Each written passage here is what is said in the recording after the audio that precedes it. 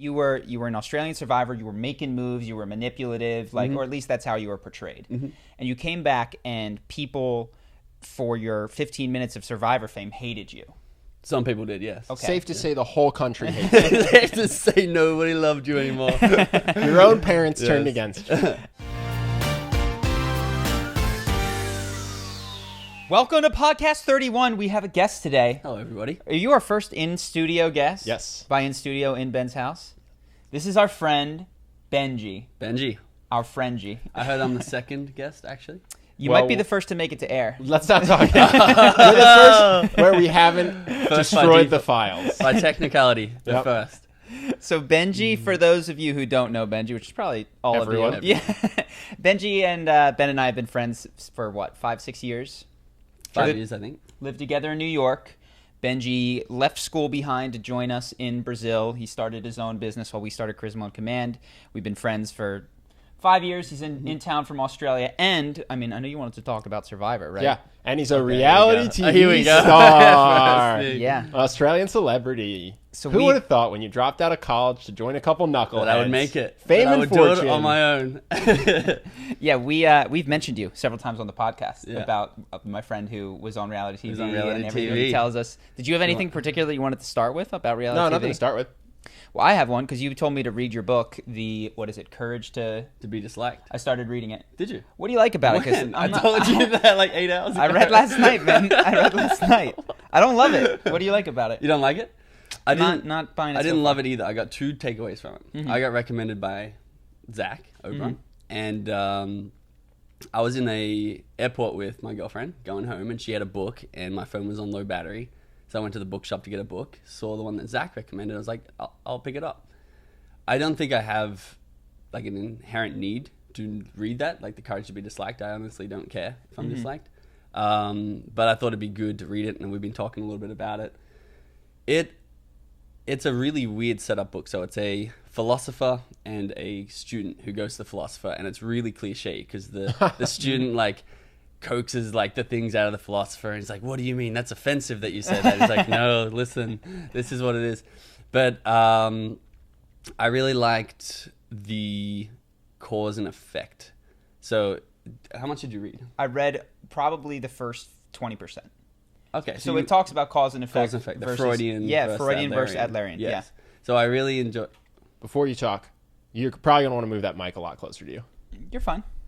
In my mouth? It's like this far away from you. Like it? Yeah.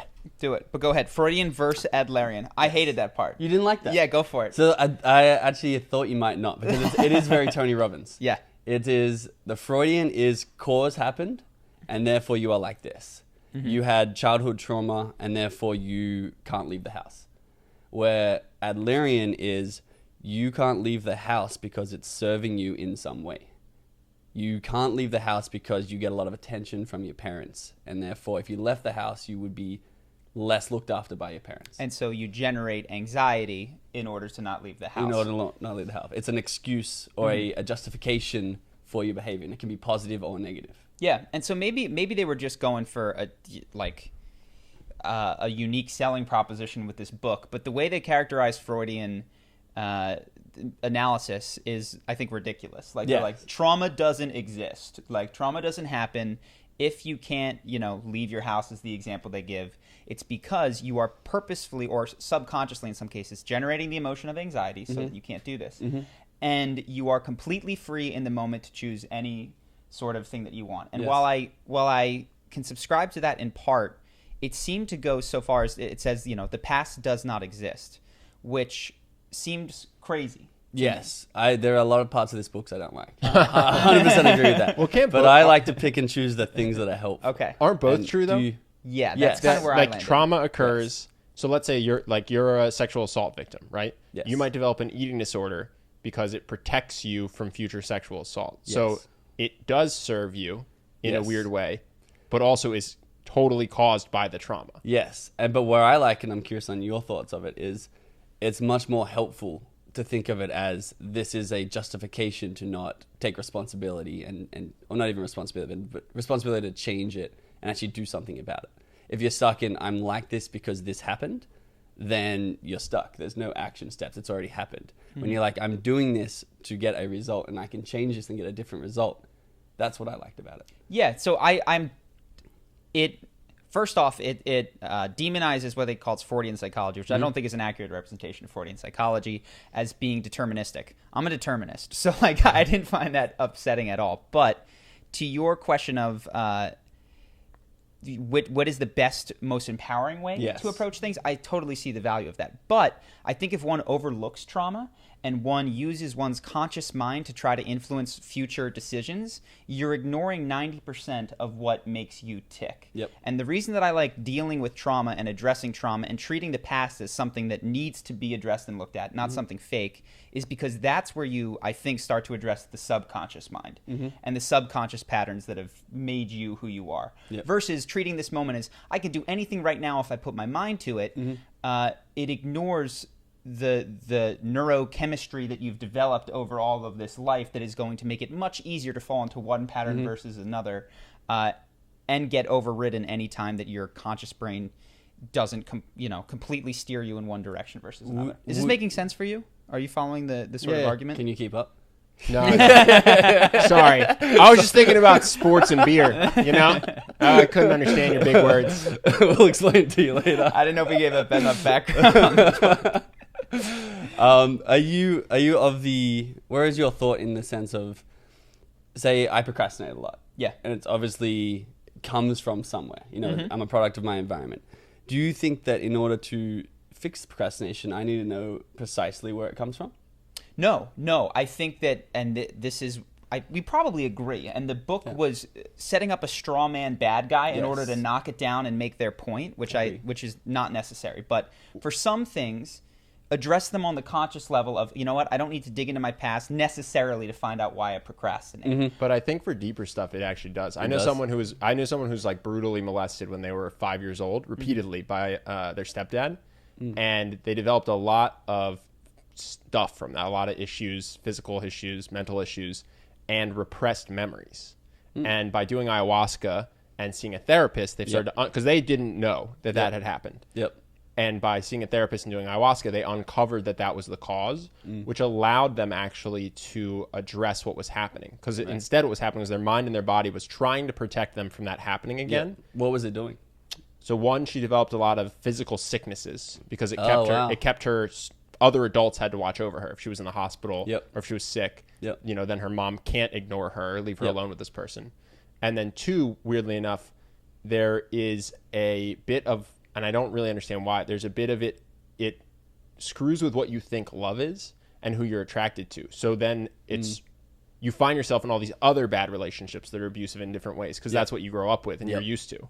But then when you can address that was horrible and did happen and try to move through it and past it, you actually, in some sense, stop having to repeat the pattern. Right. Whereas I think if you just go pure NLP positive thought and you don't address the repressed memories or the trauma, you won't understand why why you're making bad decisions. Because I think the subconscious is stronger. So you're like, okay, I'm not gonna be attracted to any more people that are bad for me. And then you'll find yourself attracted to someone's bad for you. You're like, well, I don't know why this isn't working. Like every day I wake up and I think to myself, I'm not gonna do this. Right. But you keep making the same mistake until you address the subconscious. Right. So you'd say it's almost like a spectrum, and the extreme side you'd need to understand where it comes from, and the upper side you can probably just change your habits. Yeah, for sure. I think I don't know that many people become procrastinators because of horrific trauma. You know what I mean? So if you find that you struggle, unless you have a physical or bad ADD, if you struggle to pay attention, I think you can just grow discipline or control your environment better, like James Clear says, to create a conducive environment for focus. But I think if you suffered brutal rape at the age of 5, probably useful to address that trauma through therapy and psychedelics and that kind of stuff, rather than just try to willpower your way to being better. One thing real quick for podcast differences, active listening is not gonna take us far on podcasts. So No, you'll get in trouble I for apologize. it. I do it. Really? It's all good. This It's is all making good. it. Yeah. As I've listened to it. No, it's weird. Podcast conversations are very different than real life conversations. That's weird. I It's a don't know bummer. if I can stop. I didn't even know I was doing it until I replayed it in my head. Yeah. Cool. No, it's all good. But even what we're doing right now is it's fine in normal conversation. But regularly, especially with the three of us, we'll all talk at the Okay. Good lesson number one. We'll all talk at the same time. That's a good point. And we'll all talk at the same time, and then sense. it gets. Never mind. Next topic. So I found something interesting. Oh wait, can I ask a reality TV question? Yeah. Really? We're not going off reality TV. Sure we are. Are you sticking with the book? You do whatever you want. Are you talking about the book? This is You're a star. No, listen. I actually want to know this, not from the fame negativity stuff. For some reason, I still don't fully understand. You went to an island and starved yourself for 2 months. I did. Then you came back to society, but you had lived in society for however many years, right? So I think there's a sense that you get a lot of unconscious habits, right? Yeah. Checking your phone or having your phone on you or whatever it might be. Then you're on an island. Yeah. So you actually break all your addictions. You're forced to break all your addictions, right? Yes. When you came back... Oh, is that what's going on? Charlie never touches my leg. Don't you stop. All right, I know the signal now. When you came back, what did you notice were the biggest things you didn't need that were a big part of your life before you left? You know what I'm saying?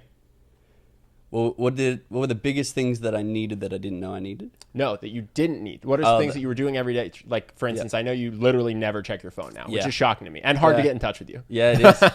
It is. And my family hate me for it because they go through my girlfriend to contact me. Yeah. So I guess how did your behavior change from being on an island for 2 months with nothing?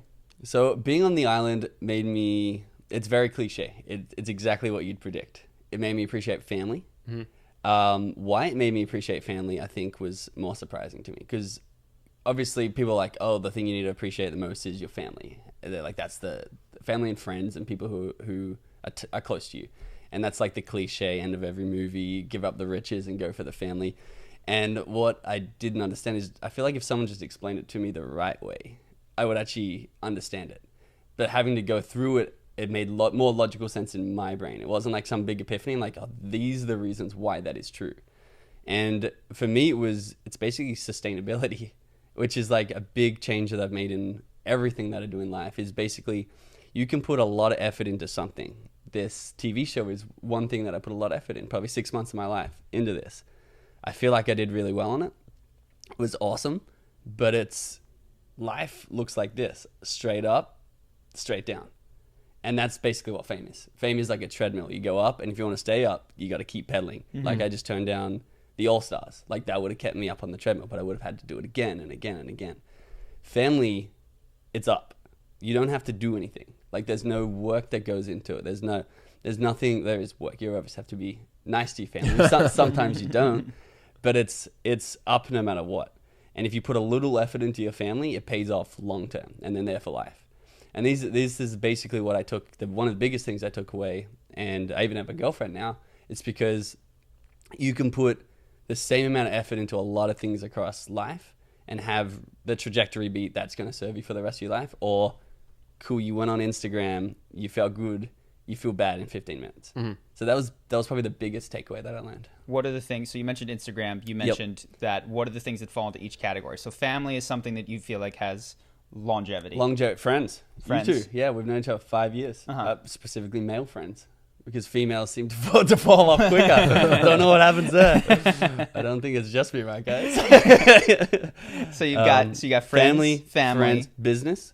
Okay. Business is something that, at least the way that I do business now is a lot different. I was gonna say because your business actually did fall apart while you were on Survivor. It did, yeah.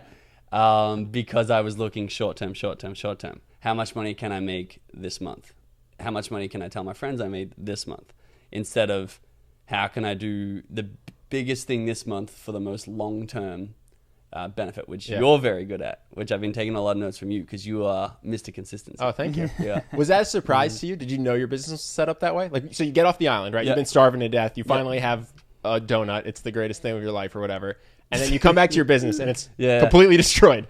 Were you shocked by that? It wasn't completely destroyed, but it was Survivor for me was a good lesson because it destroyed my business, which was like I thought it was like a Ferrari. Yeah. And that was just like a crappy wagon with like wheels that are like going round and round, and I'm just like, yeah, we're killing it. And then just like I left it out in the wind, and instead of being there the next morning, it was like torn to pieces. Yeah. So it was nice to see the reality of what I had created and how short term it was. Yeah.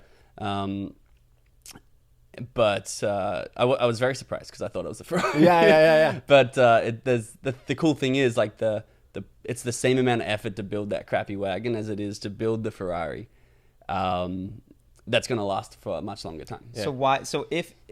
I want to actually question that. Is that true, that it's the same amount of effort to build something? I think so. So then why would someone like you earlier choose to build the crappy wagon versus the Ferrari? What is so enticing about building the crappy wagon? I'd say it's the shiny object. So it's an analogy that doesn't hold up anymore for this part of the conversation, so we may have to let that go. We're mixing our metaphors. That's okay. But to me, it looked like a Ferrari. Okay. And it was quicker in the short term to build. Okay. But more costly in the long term. So Ben, and I want to dig into you because you're really, really good at this. You're good at taking, say, a task, get financially independent. And you're like, cool, if I do this today, that tomorrow, that tomorrow, that tomorrow. I feel like immediately you go to, how do I do that consistently?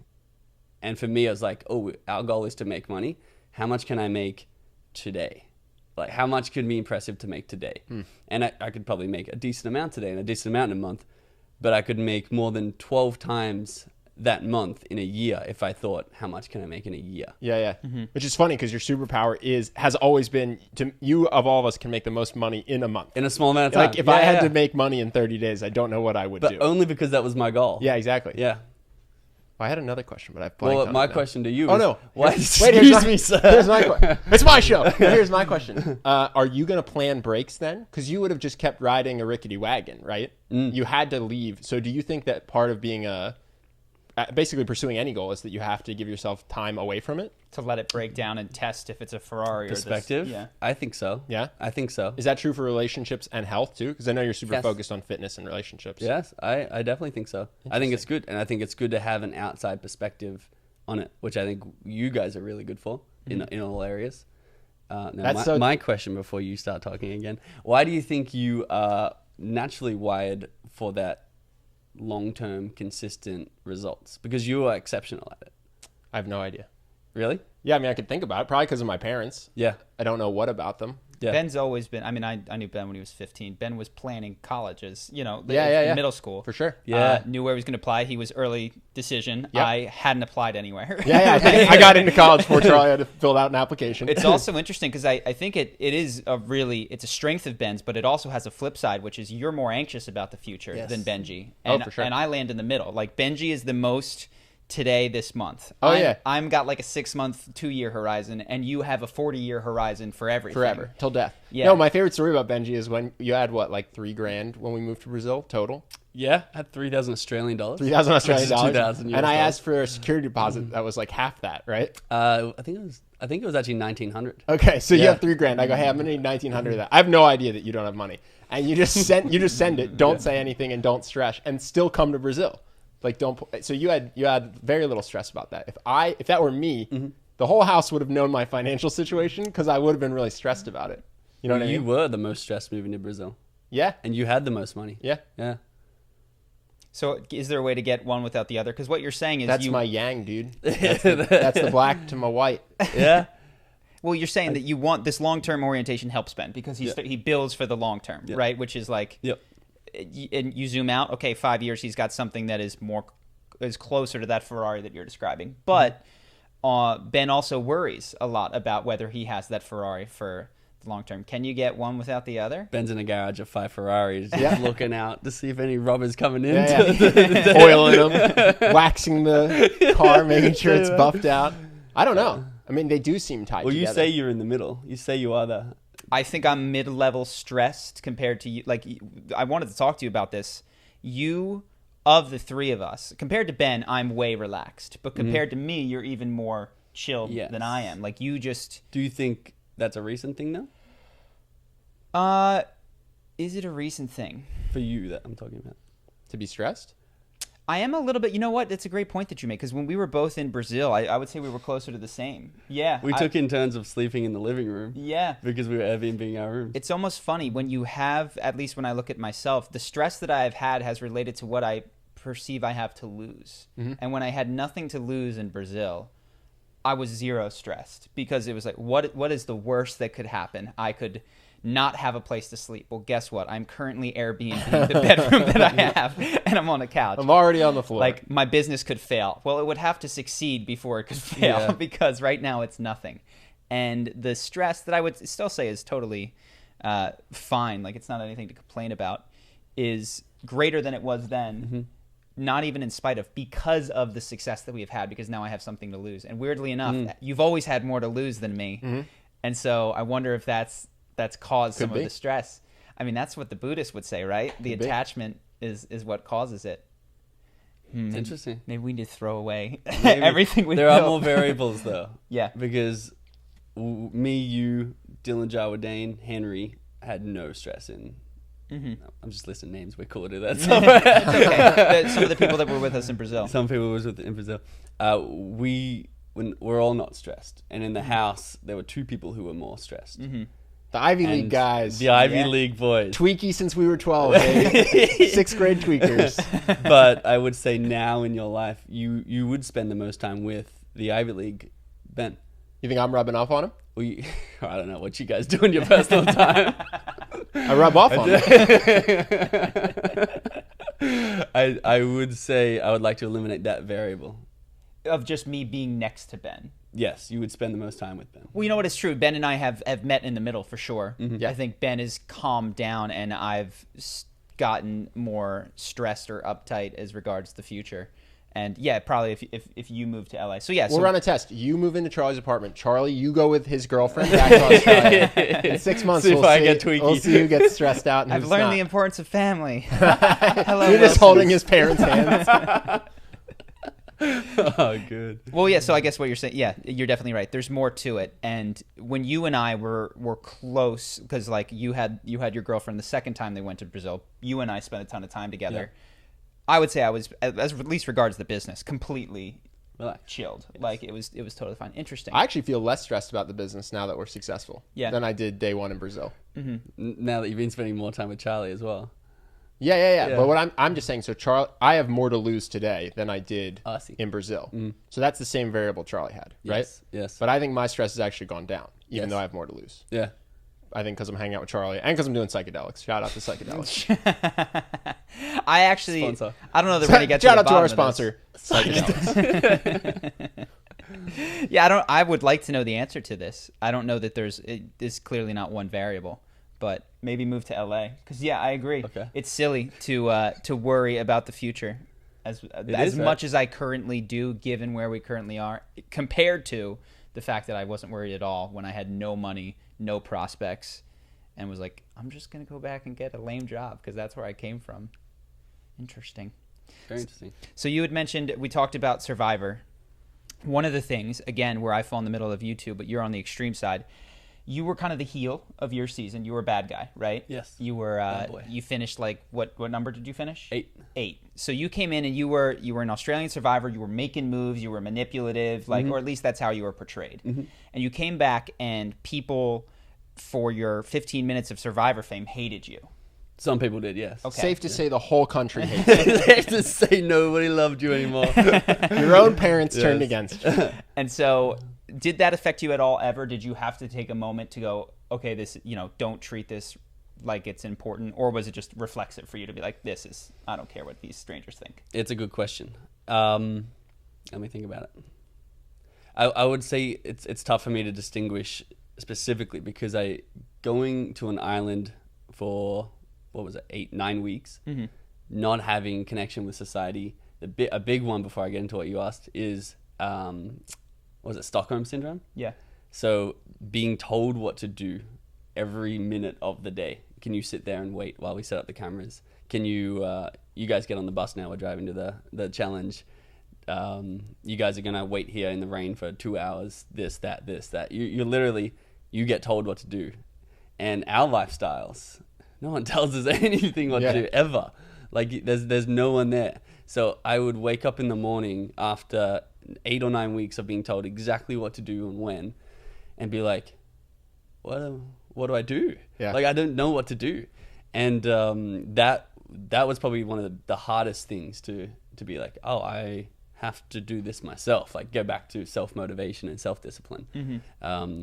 That was the hardest thing to. So that sort of starts the answer to your question. And like, it wasn't my number one worry. Like, I had a lot of people online, as did everyone, which is also helpful to see. Like, there was not one person out there with me that didn't get a lot of hate online, because you're in front of 10 million people. Everyone's on Instagram, everyone's on Reddit and these things, and out of those 10 million people, there's going to be 100,000 who hate every single one. So I didn't see myself as uniquely special or uniquely hated in that, but it's like, it's just a byproduct of being popular, or not popular, but known. Like you see, it's just a numbers game. You know other people that were in your season even before you. Did you have an easier time on average than some other people that you knew? I probably did have the hardest edit to manage. To manage. So yeah, Yes. so your character that it was, and this is the other thing we could talk about. Like, Yeah. the reality portion is silly. It's right? so silly. It's so silly. You have no control. So tell some of these anecdotes, because I was blown away by some of the, like, how fake the reality television is. So I knew reality TV was fake, and I'm sure I signed something somewhere that prohibits this. But literally, you will see words cut from sentences. So the big thing you have to understand is there's 9 weeks of interviews, and you do 2 interviews of 2 hours a day. So they have 4 hours of content for 9 weeks. You've said every word in the English language, and they can make you say anything at any time, because what they do is say, looking at this camera and talking, and I start my sentence, and then they cut to me cutting something with a machete and finish my sentence. And that sentence could be from anywhere. Yeah. And if you listen, if anyone's watching this and watches reality TV, listen for like the jump, so you can start to hear the wind difference, or like it's just like a little bit faster of a space. You'll start to hear it once you know they do it, and they can make you say anything. Yeah, watch out for the B-roll. The B-roll. Yeah. I remember I called you because that's a good they had one of your interviews where they had you say like, "Oh yeah, last year I made $8 million." It's like, I don't think that's true. Yeah. And I texted you. I was like, "Did Benji make $8 million last year?" You're like, "No, why?" And I called you. Yeah. I was like, "Hey, why did you decide to lie about your income on Survivor?" Yeah. And you were just like, "No, dude, that's not what I said at all." If you're watching anything on there, it's probably the opposite of whatever it was. Yeah. I thought that was fascinating, and then I rewatched it, and it's incredibly subtle.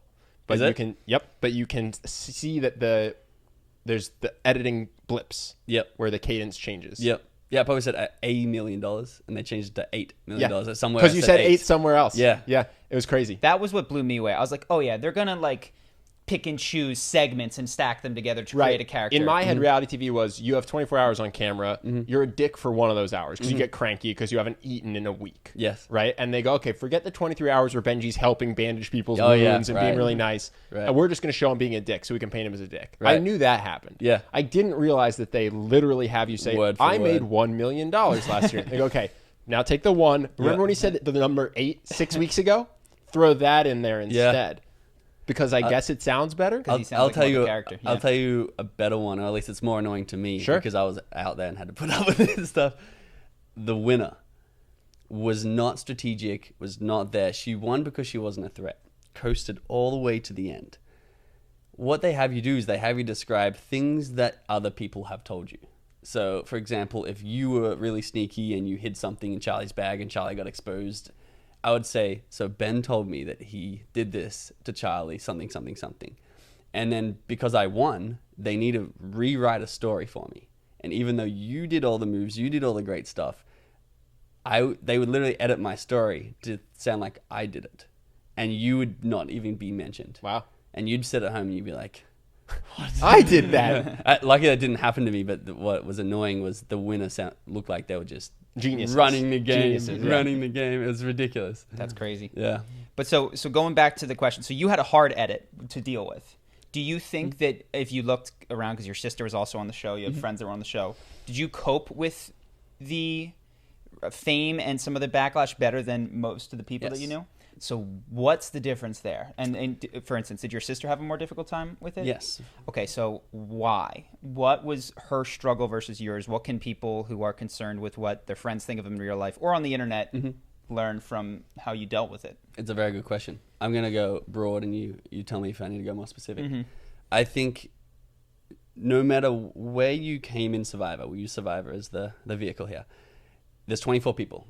No matter where you came, it's not a linear 24th struggled the most, first didn't struggle at all.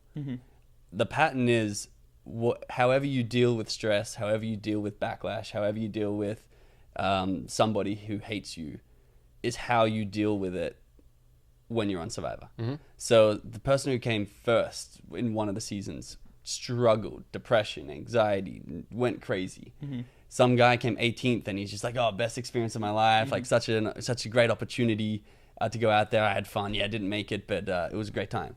And for me, I identify, I think half naturally and half forced or like learned, as I'm not a sufferer. I'm a very happy person. I'm very appreciative.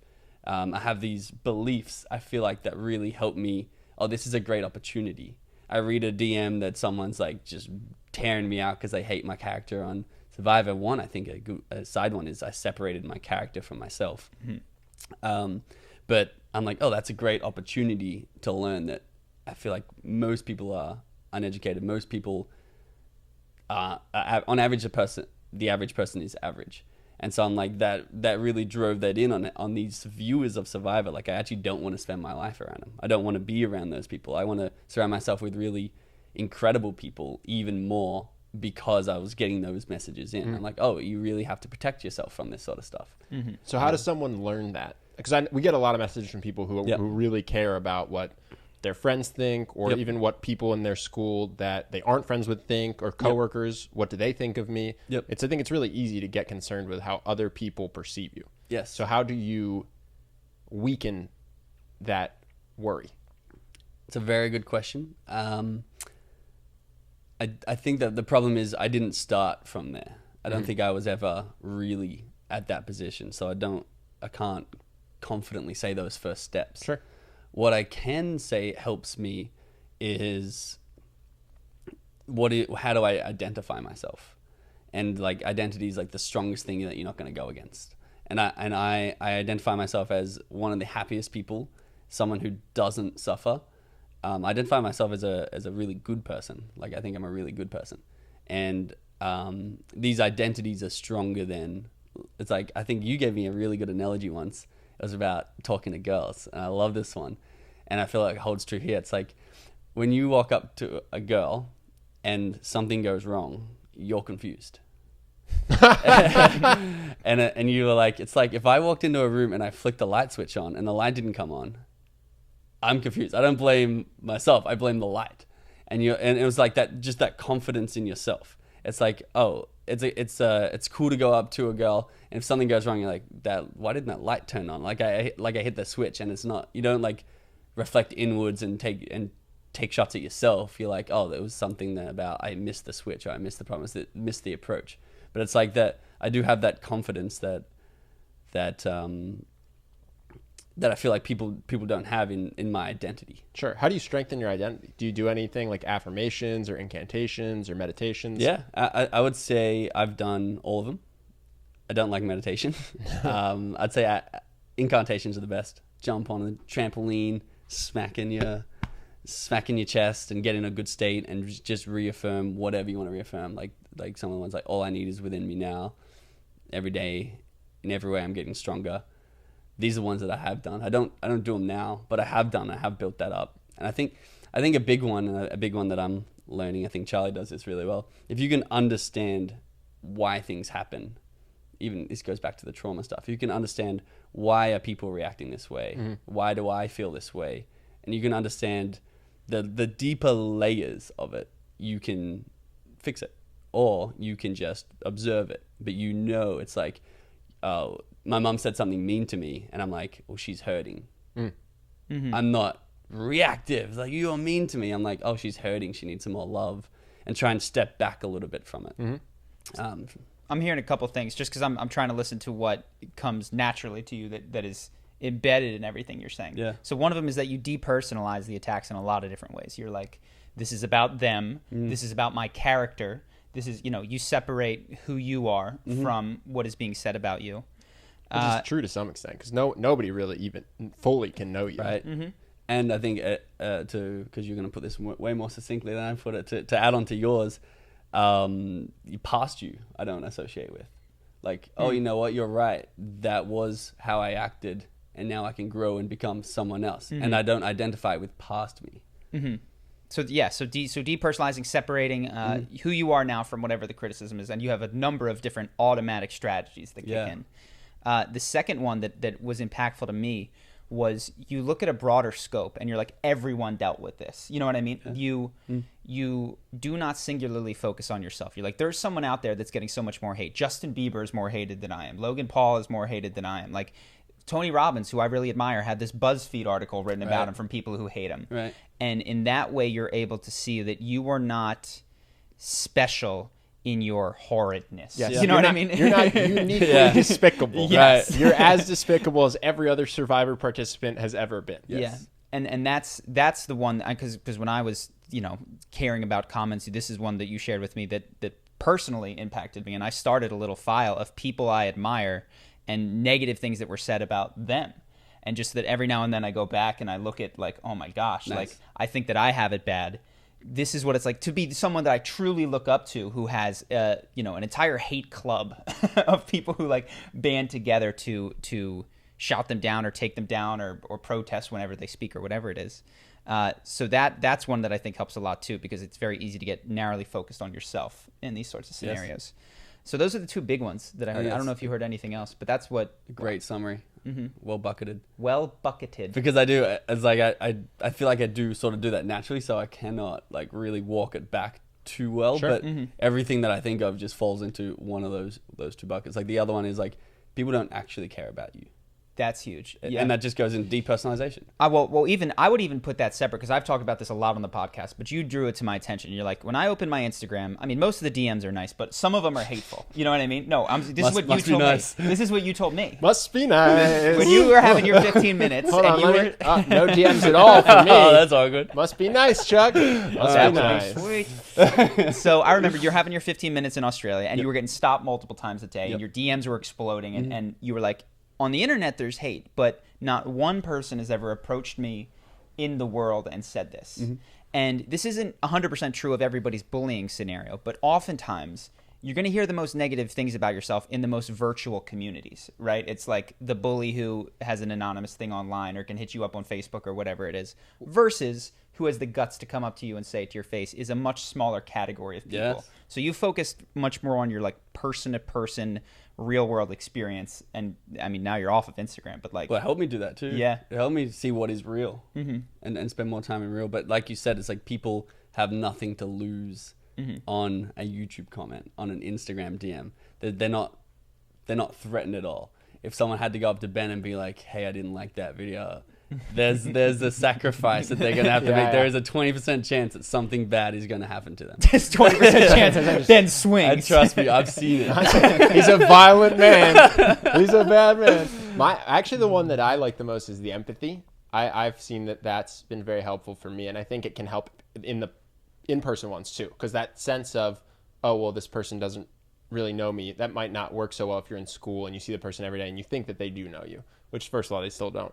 But what I realized is that nobody bullies from a place of confidence and love, right? So if you're getting bullied, there's a chance that that person's father is incredibly mean to him, right? And that he's just mirroring what the people around him do. There's a chance that he's incredibly insecure, she's incredibly insecure, and that meanness comes from a sense of trying to bring you down because she or he doesn't feel like they are up. And so it sucks, and it can be really hard in the moment to deal with bullying, but I've seen that in the people that have been mean in my life, like people in my fraternity who were just kind of dicks to everyone. When their life actually finally got to the point where somebody was nice to them or was loving to them, they stopped being such a dick. Yeah. So if you are getting bullied, just recognize that person's in a lot of pain and their life probably is terrible. And this is just their way of lashing out at someone that they view as weaker than them, because someone that they view as stronger than them is making them feel like and that I thought was really helpful for me. And then the other one is this idea that when somebody writes an angry comment on YouTube, it says more about them than it does about what they're commenting on. So they have anger in them that needs to come out. And then oftentimes they'll just live their life, move on, and completely forget about whatever they commented on, which I thought you brought that to my attention. I thought that was really interesting as well. Yeah. So Next topic. Unless you guys have anything else. No. So I was researching podcasts, and I've listened to a whole bunch of podcasts, but I wound up on Aubrey Marcus, and then I wound up on his Instagram because I was curious how he promoted his podcast. And one of the posts was, I'm giving up sex. I'm done. It's never going to happen. And then, like, 6 posts later, it's like, I lasted 9 days. Wow, really? 9 days. And I just thought it was funny because I've talked about having a time in the future. Right now, I'm dating. But a time in the future where I was like, you know what? If I'm not in a relationship, this would be a good exercise to do. Yeah, you keep saying you'll go monk mode. Go 5 or 6 months, just allow that to not be a focus or part of my life.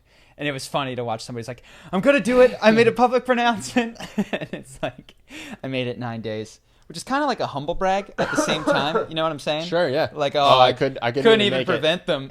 They were just clawing at me. I do wonder if you are going through a personal growth journey and sharing it publicly, I wonder if it almost ruins part of the personal growth. Yeah. I wonder if by having to go on Instagram and declare your celibacy, or having to go on Instagram and then declare that you got laid after your celibacy, I wonder if that wouldn't all be better off with the Instagram deleted. And just a personal promise to try it, a personal acknowledgement that you failed, a personal promise to try harder next time. Mm-hmm. I don't know. For me, at least, that seems like it's probably the route to go if you're looking for enlightenment or you're looking for personal growth. It brings a question to motivation. Almost. It brings that extra vote. And I think a lot of times people, they say, and this is no shade at Aubrey, this is just in general, people will say it's to help other people. Mm-hmm. Oh, I'm going to publicize my journey because then other people can learn with me. But I think to some degree that will hold back your journey. Totally. If you feel the need to share it publicly, if you cannot just go do it for yourself, with yourself, I think to some extent you won't grow as much. What about if it's for accountability? You could share with one person, 2 people, someone you truly respect. You don't need Instagram, 10,000 strangers for accountability. So I'll tell you what happened, because I saw this. I read the post, and it was, it's okay, we love you. It's like, for his case, and if he were here, I would say as much to him. He says that he was doing this to love himself more and to get into self-love. And then he posted, I didn't do it. It's okay, we love you just as you. And it's like, this is a crutch. Like, this needs to be kicked out. Delete this, get off of this, don't pronounce, and you'll be forced to actually generate some of that stuff. It seems to me when somebody's posting with that frequency, and it was 9 days, and there was, I think, more than 9 posts in between those days, or about 9. It's like at least one a day. That does seem to be counterproductive to one's goal, which is loving oneself and then posting constant updates as to one's mental state where you can receive and comment back. Is like, just doesn't seem healthy. I think accountability is hugely important, but I think accountability with one person that will hold you accountable because they're close to you is much better than public accountability, where they will not do any. What can a public anonymous mob that doesn't know me do? If I say that I'm going to do this, I commit to working out every day, and then I don't, you can't reach me, right? But if I tell Charlie I'm going to work out every day, and if I don't, I'm going to Venmo you $100 every time that I miss the gym.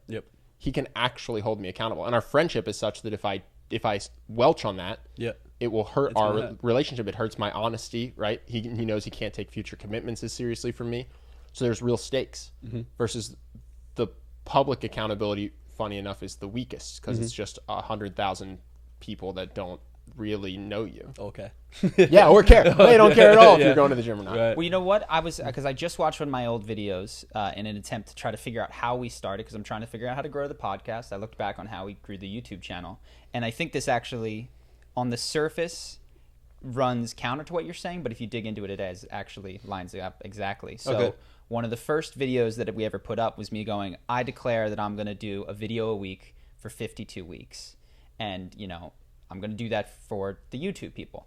Now, I believe that on the surface, that looks like, oh no, he's getting public validation. But the truth is, nobody validated me for that commitment. It was not something that is approved of, or that people are like, wow, you're a hero for making this. But it was something that I would have suffered consequences if I didn't live up to. In addition to that, this was a promise to deliver what was essentially something of value to someone else.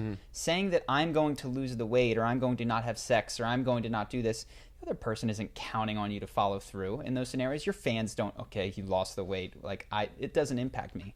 But if you promise me one useful video a week and you don't show up, I'm going to be a little bit angry at you. That's good. And so if you are going to do accountability, make it something that is for them so that they're going to be angry about it when you don't follow through, as opposed to just, I'm publicly declaring this virtuous goal that I'm going to try to accomplish. Yeah, makes sense.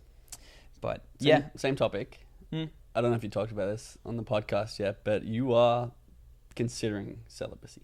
Considering in a future sense. Yes. No, I believe it will be part of my life, honestly. It was a huge part of my life for a long time. Voluntary celibacy? For about 19, 20 years. I foresee involuntary celibacy in my future. Even with those DMs? Even with those DMs. Wow. No, I do think that I will go 5 to 6 months at some point within the next 3 to 5 years. That is my prediction. That's your pledge. That's not a pledge. To the people who care, and we'll hold you accountable. Well, you'll get on my case. I know it. And I think I'm more curious on the motivation. The motivation is because it's lessened, but it's the same as Aubrey's motivation, which I think is the right motivation minus the Instagram aspect of it, is using particularly members of the opposite sex liking you and validating you in a sexual capacity as a route to feel good about oneself. Mm-hmm.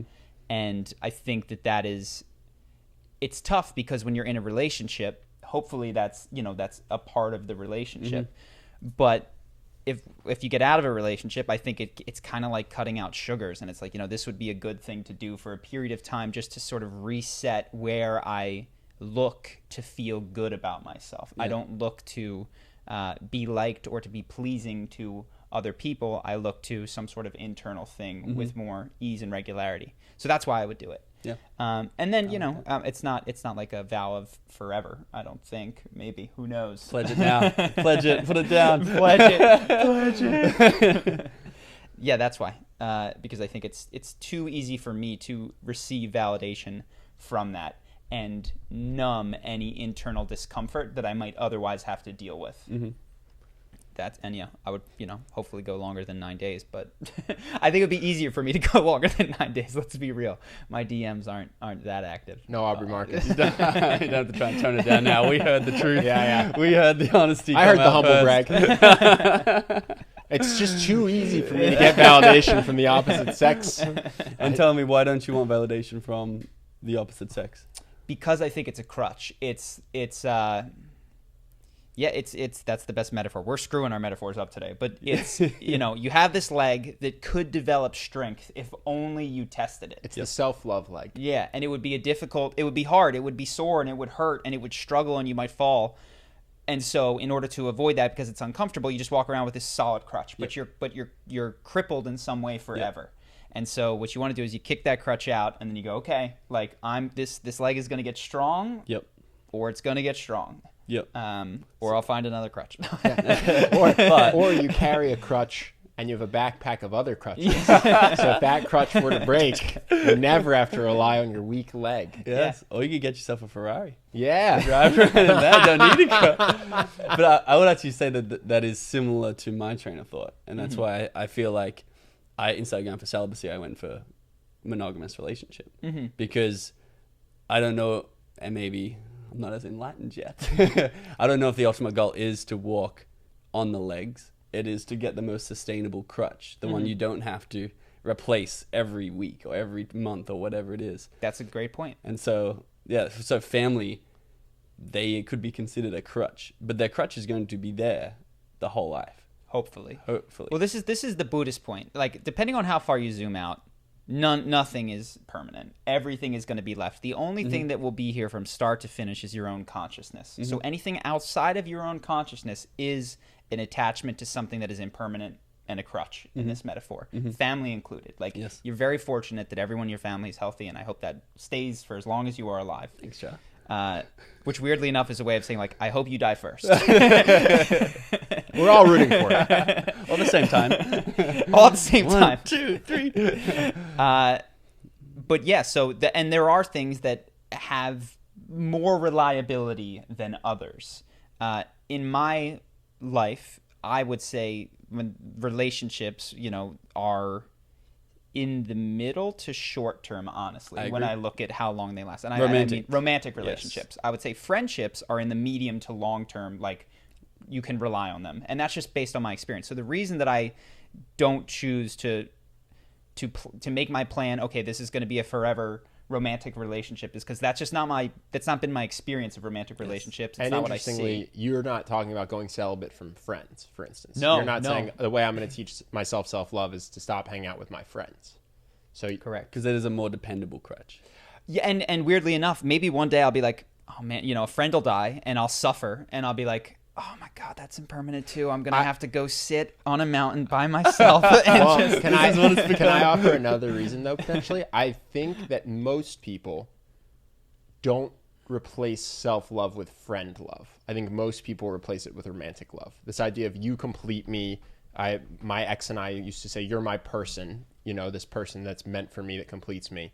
You don't say that about a friend. I love you. You're like one of my closest friends. But I never say, oh, Benji, now that I have you, I'm a complete person. Thank you. Right? I have Benji's going to edit that in post, reality TV. Yeah, we got it. Remember the caveat? And here he is saying that I complete him. Smooth over, Charlie. You know what I mean? So there is this sense of I still have to be a complete whole, even if I have amazing friendships. Yes. But I think with the romantic relationships, some people can lose themselves a little bit or feel like they need that other person in order to be whole. Mm-hmm. So I think that's why people like Aubrey or you or tons of other people say that celibacy is important, but not being friendless. Mm-hmm. I think those do fill different psychological roles. Mm-hmm. I think monks are friends with other monks, probably, right? They're just all celibate. I think that's indicative of something. That Buddhism has existed for a long time. Mm-hmm. Yeah, that the attachment that is created in a romantic relationship is something unique to a friendship. That's why people like them so much. Yeah, that's why people get so infatuated with the romantic partners. It does something very different to the brain than a friendship does. Mm-hmm.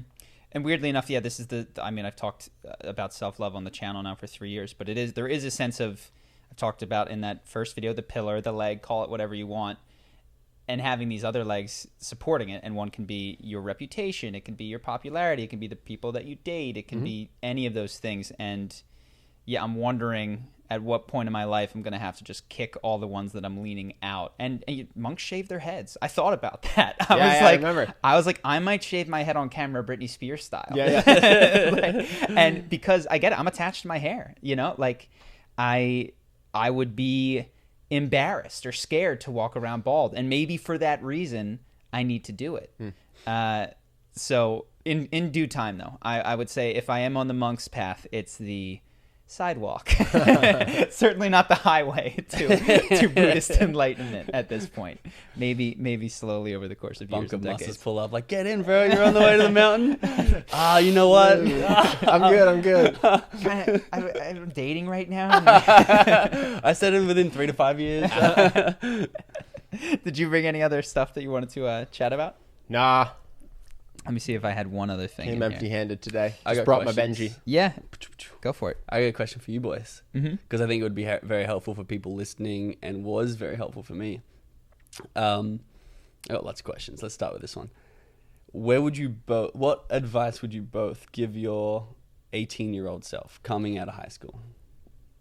I mean, I told you this is buy crypto, invest in Google. We just talked about monkships. Sell Tesla at 300. Whatever. No. What advice would I give myself? It would be a short list of the resources. Weirdly enough, if there was one video I could make that I knew people would take action on, it would be a book list video. And I think that would be the most help that I could possibly deliver to someone if I knew that they would do everything that was contained within that video. Because I don't know that there's a pithy quote that I could tell my 18-year-old self that would change him. But I do know that there are books. So what do those books do for 18-year-old Charlie? So 18-year-old Charlie thought that his personality was static. So that's the first one is okay, we got to break that. I didn't know that one could learn to be more confident and charismatic. So that's part of it. 18-year-old Charlie assumed that he was going to work until he was 65 in an office and make lateral moves until he finally had the corner office. So I would, 4-hour work week for that. And I would probably then, the third category would be spiritual stuff, I would give him Eckhart Tolle and be like, "This, you're not going to like this right now." It's wasted on 18-year-old. Yeah, you're not going to like totally this right now. And that's the other thing. It's like, no, just go mess up, because I don't think 18-year-old me could have connected with the books that I'm reading right now, even had I encountered them. He would have been ashamed and embarrassed of who 32-year-old me eventually became. And like, this guy is a loser. I am going to take a hard left turn and just start doing, hard drugs. Pass him a Switch controller and like, go for it, son. No, and weirdly enough, this is the thing. Because I have sort of a determinist understanding of the world and a belief that things couldn't have gone differently than they did, I wouldn't do anything differently, because I couldn't do anything differently. And every point that I've arrived at today needs every other mistake that I made in the past to have gotten here. Like, for instance, I couldn't understand these books if I didn't have the experiences that I had that kind of sucked. Funny enough, that's why I wouldn't say anything, because I believe in free will. Yeah. And so I would not want to rock the boat, because I like where things ended up. You do believe in free will? Yeah, I do. And so if I gave 4-hour work week to 17-year-old Ben, maybe he doesn't go to college. College was super fun for me, And I think investment banking wasn't fun, but I don't have to relive that experience. I'm 32 now, and I like where 32-year-old Ben ended up. Yeah. So if I spare 18-year-old Ben from the 4 years of being worked to death in finance, I don't know where I end up to today. Right. You know what I mean? So I don't know that I would say anything. I would give advice to other 18-year-olds. So you have a Back to the Future timeline here, where you're going back, you talk to them, and then you maybe disappear in the photo if he doesn't do the right thing. I have to disappear in the photo. So okay. What are you trying to prevent by not disappearing? Timeline. That's a different where there's, you know what I'm saying, two different universes and you don't experience either of them. So you can just tell them, hey man, like, go nuts. Go nuts. Yeah. I don't know how helpful this answer is going to be. Yeah, no, I have a lot of advice that I would give to 18-year-olds who have questions for me, and I have a lot of advice for 32-year-olds who are unhappy. So I would like to know, why would you not want to change where you are now? Like, what are you scared that you will lose? Well, not scared. I just like where I'm at. Yeah. Like, I probably wouldn't have met you if I went back to 18-year-old me and told myself to be an entrepreneur. Yeah. Because I wouldn't have ended up in New York. I'd make other friends. Yeah. That maybe they'd be just as good. But sorry, did you complete me? You know, we got that. I have to say it for the cameras. So I guess I'm trying to get to, what are you optimizing for? So like you met me, you surf in the mornings, you got like the incredible life. Like, are you optimizing for fulfillment? Honestly, I think Ben is risk averse, and he likes where he is. This is the truth. Like, you would probably have some things you'd be like, dude, he could do this faster, get a better like, because you see the upside. Ben is looking at this from a downside capping perspective. He's like, I like where I am. Yeah. And I wouldn't want to make any change because things could get worse. And again, that goes back to a fundamental difference in how Ben views the future versus how you do. Gotcha. You think that you're like, yeah, but it could be so much better. And Ben's like, yes, but it could get worse. But I guess I'm also trying to define what better and worse means to Ben. Most of that metric is pretty much happiness. Yeah. Other questions before we go to fan questions? Or? I'll go one more. Yeah. What are you most proud of? My friendship with Benji.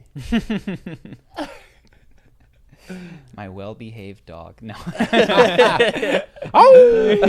He's been howling all week. You hear him downstairs. What am I most proud of?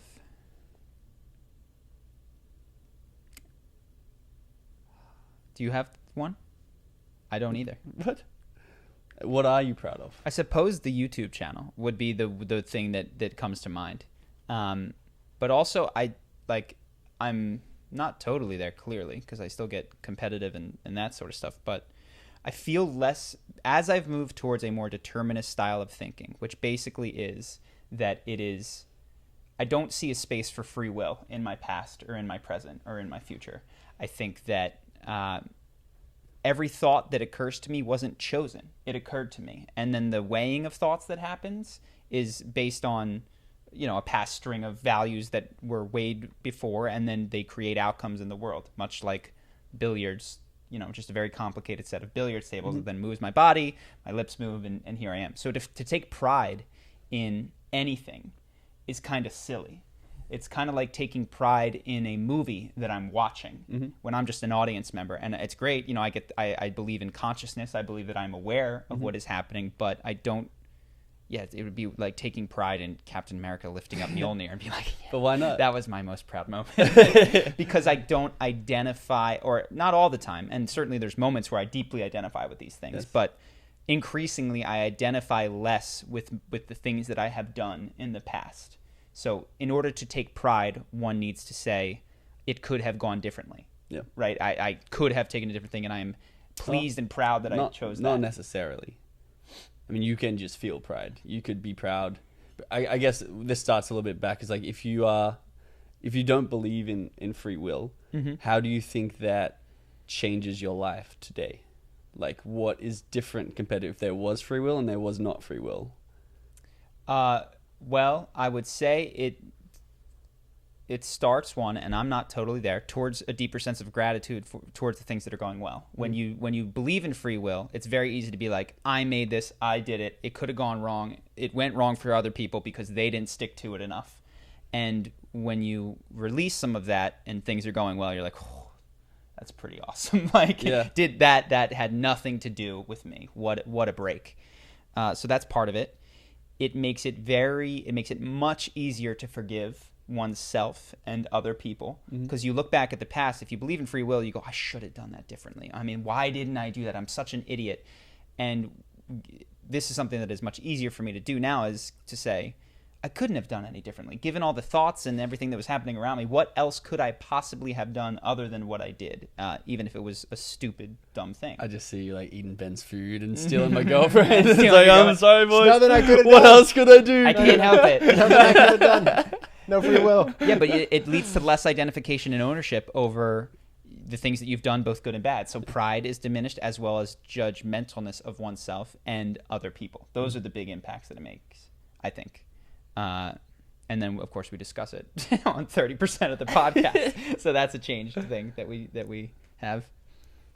Everyone knows Charlie does not like free will. Yeah, it comes up. It's so integral. It's funny because I was reading this book, and whether or not there is free will affects so many foundational philosophical beliefs. Yeah. So it really does need to be addressed. And for most people, you assume that it is the case, in the same way that you look at the sun and you're like, well, it's clearly revolving around the earth. Like, it moved from over there to over there over the course of the day. But I do think that if you read Sam Harris's book that is called Free Will, do some of the things that are in it, it is a tough defense to make of free will. And I've not heard a compelling argument for it yet. I feel like I have it. I'd like to hear it. I feel like this is a very potentially long conversation. We can still do it. I mean, we've done it in the past. We'll do it every now and then. You do believe in Yeah, but not based on anything except for I feel like I have it. Yeah. And it's a helpful belief to have. That's what I was thinking. I think mine's weird. I accept that other people are where they are largely because of their experiences. So we've talked about this briefly. I was held up at gunpoint in Brazil. I don't begrudge that 15-year-old. He is there because of the circumstances of his life. Right. You know what I mean? So I apply deterministic empathy to other people. Yeah. But for myself, I feel like I have free will, and it seems like there's no value in thinking that I don't. So I haven't read Sam Harris's book. I don't dive deeper than that. I just go, okay, well, seems like I do. Seems valuable to think I do. So I'll just think that I do. Yes. You know what I mean? But with other people, I don't begrudge them necessarily for their decisions. Mm-hmm. Well, the argument for pursuing truth, whether or not you can see the value in it, is that you don't always know the value of a true statement immediately. Mm-hmm. So like one of the big scientific achievements came from Maxwell, who was studying magnets way back in the day. And he was just looking at magnets, and people were like, what is this for? He's like, I don't know. Well, electromagnetic theory is very important for all sorts of things to do with electricity and satellites and all those things. But there was no practical application. So it is, and I believe this is likely to be the case, that the most true understanding one can have of life over the long run is going to lead to, I don't want to say beneficial, because it might not be beneficial to you in the way that you conceive of yourself, but to, I guess, I take it back. It might not be beneficial. It might just be true, is what it might be. I think there's just you don't do this, but I think there is a risk in thinking there's no free will that someone could have where they use it, to Benji's point, to justify behavior that is not good for them or is not good for the world. Mm-hmm. I think that's different than philosophically thinking that you're a billiard ball. But in your day-to-day, you do try to do good. You donate to charity water. And that is a billiard ball in your mind, but also a decision that you make or that your brain makes for you, or however you want to put it. You know what I'm saying? Versus, it's my movie. Yeah. Yeah, sure. Versus going and being really greedy or really mean or really mean-spirited and hurtful, and then going, can't help myself. For what it's worth, I've never heard of that as an outcome of anyone who has seriously inquired into free will. I mean, the people who are arriving here are Sam Harris and his ilk, who are already super thoughtful, and for whatever reason, once they come to this, are not like, well, I'm just gonna kill everyone now. It doesn't tend to be the way that they go. So yeah, but what it has done is, I think I'm probably more forgiving and less prideful are the two biggest things. And I'd say less proactive about changing the areas of your life that are suboptimal. Yeah. I think that's definitely something I've seen. It's like something will be suboptimal, or it'll be not like tied to your identity perfectly, and you'll just go, well, this is my path. And it's also, that's not just free will. There's other similar or concurrent beliefs that inform that as well. So that's not necessary as an acceptance or a belief or whatever you want to call it, that the deterministic world is a more accurate view of things. But yeah, do you believe in free will? I'm not that well educated on it. Technically, I've seen a YouTube video about that book, and I cannot think of a rational argument that helps be like, no, I do have a choice, and it's not my environment and my chemistry that have made that. Yeah, it's impossible to disprove. Exactly. From what I've heard about Sam Harris's argument. Yes, but I don't. If I live my life according to that, according to changing my choices or pretending to change my choices because of that, I'd see my life getting only worse. I see myself having less joy, less happiness, less fulfillment. So I don't actively subscribe in my day-to-day life to it. Got it. Well, you one of your core values is happiness, right? Definitely. Same with me. Yeah. Charlie's core value is truth. Truth. So he doesn't care if it makes him, I mean, you'd like to be happy, but the idea that it is less happy or more happy doesn't matter. The ultimate pursuit is philosophical truth, right?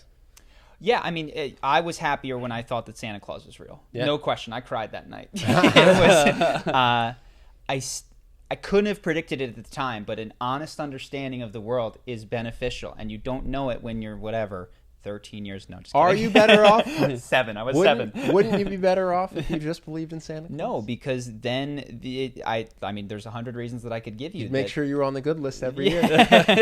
and you might be able to coax certain behaviors out of oneself for believing things that aren't true, which is why we lie to ourselves and to others in order to coax behaviors that we think are the best.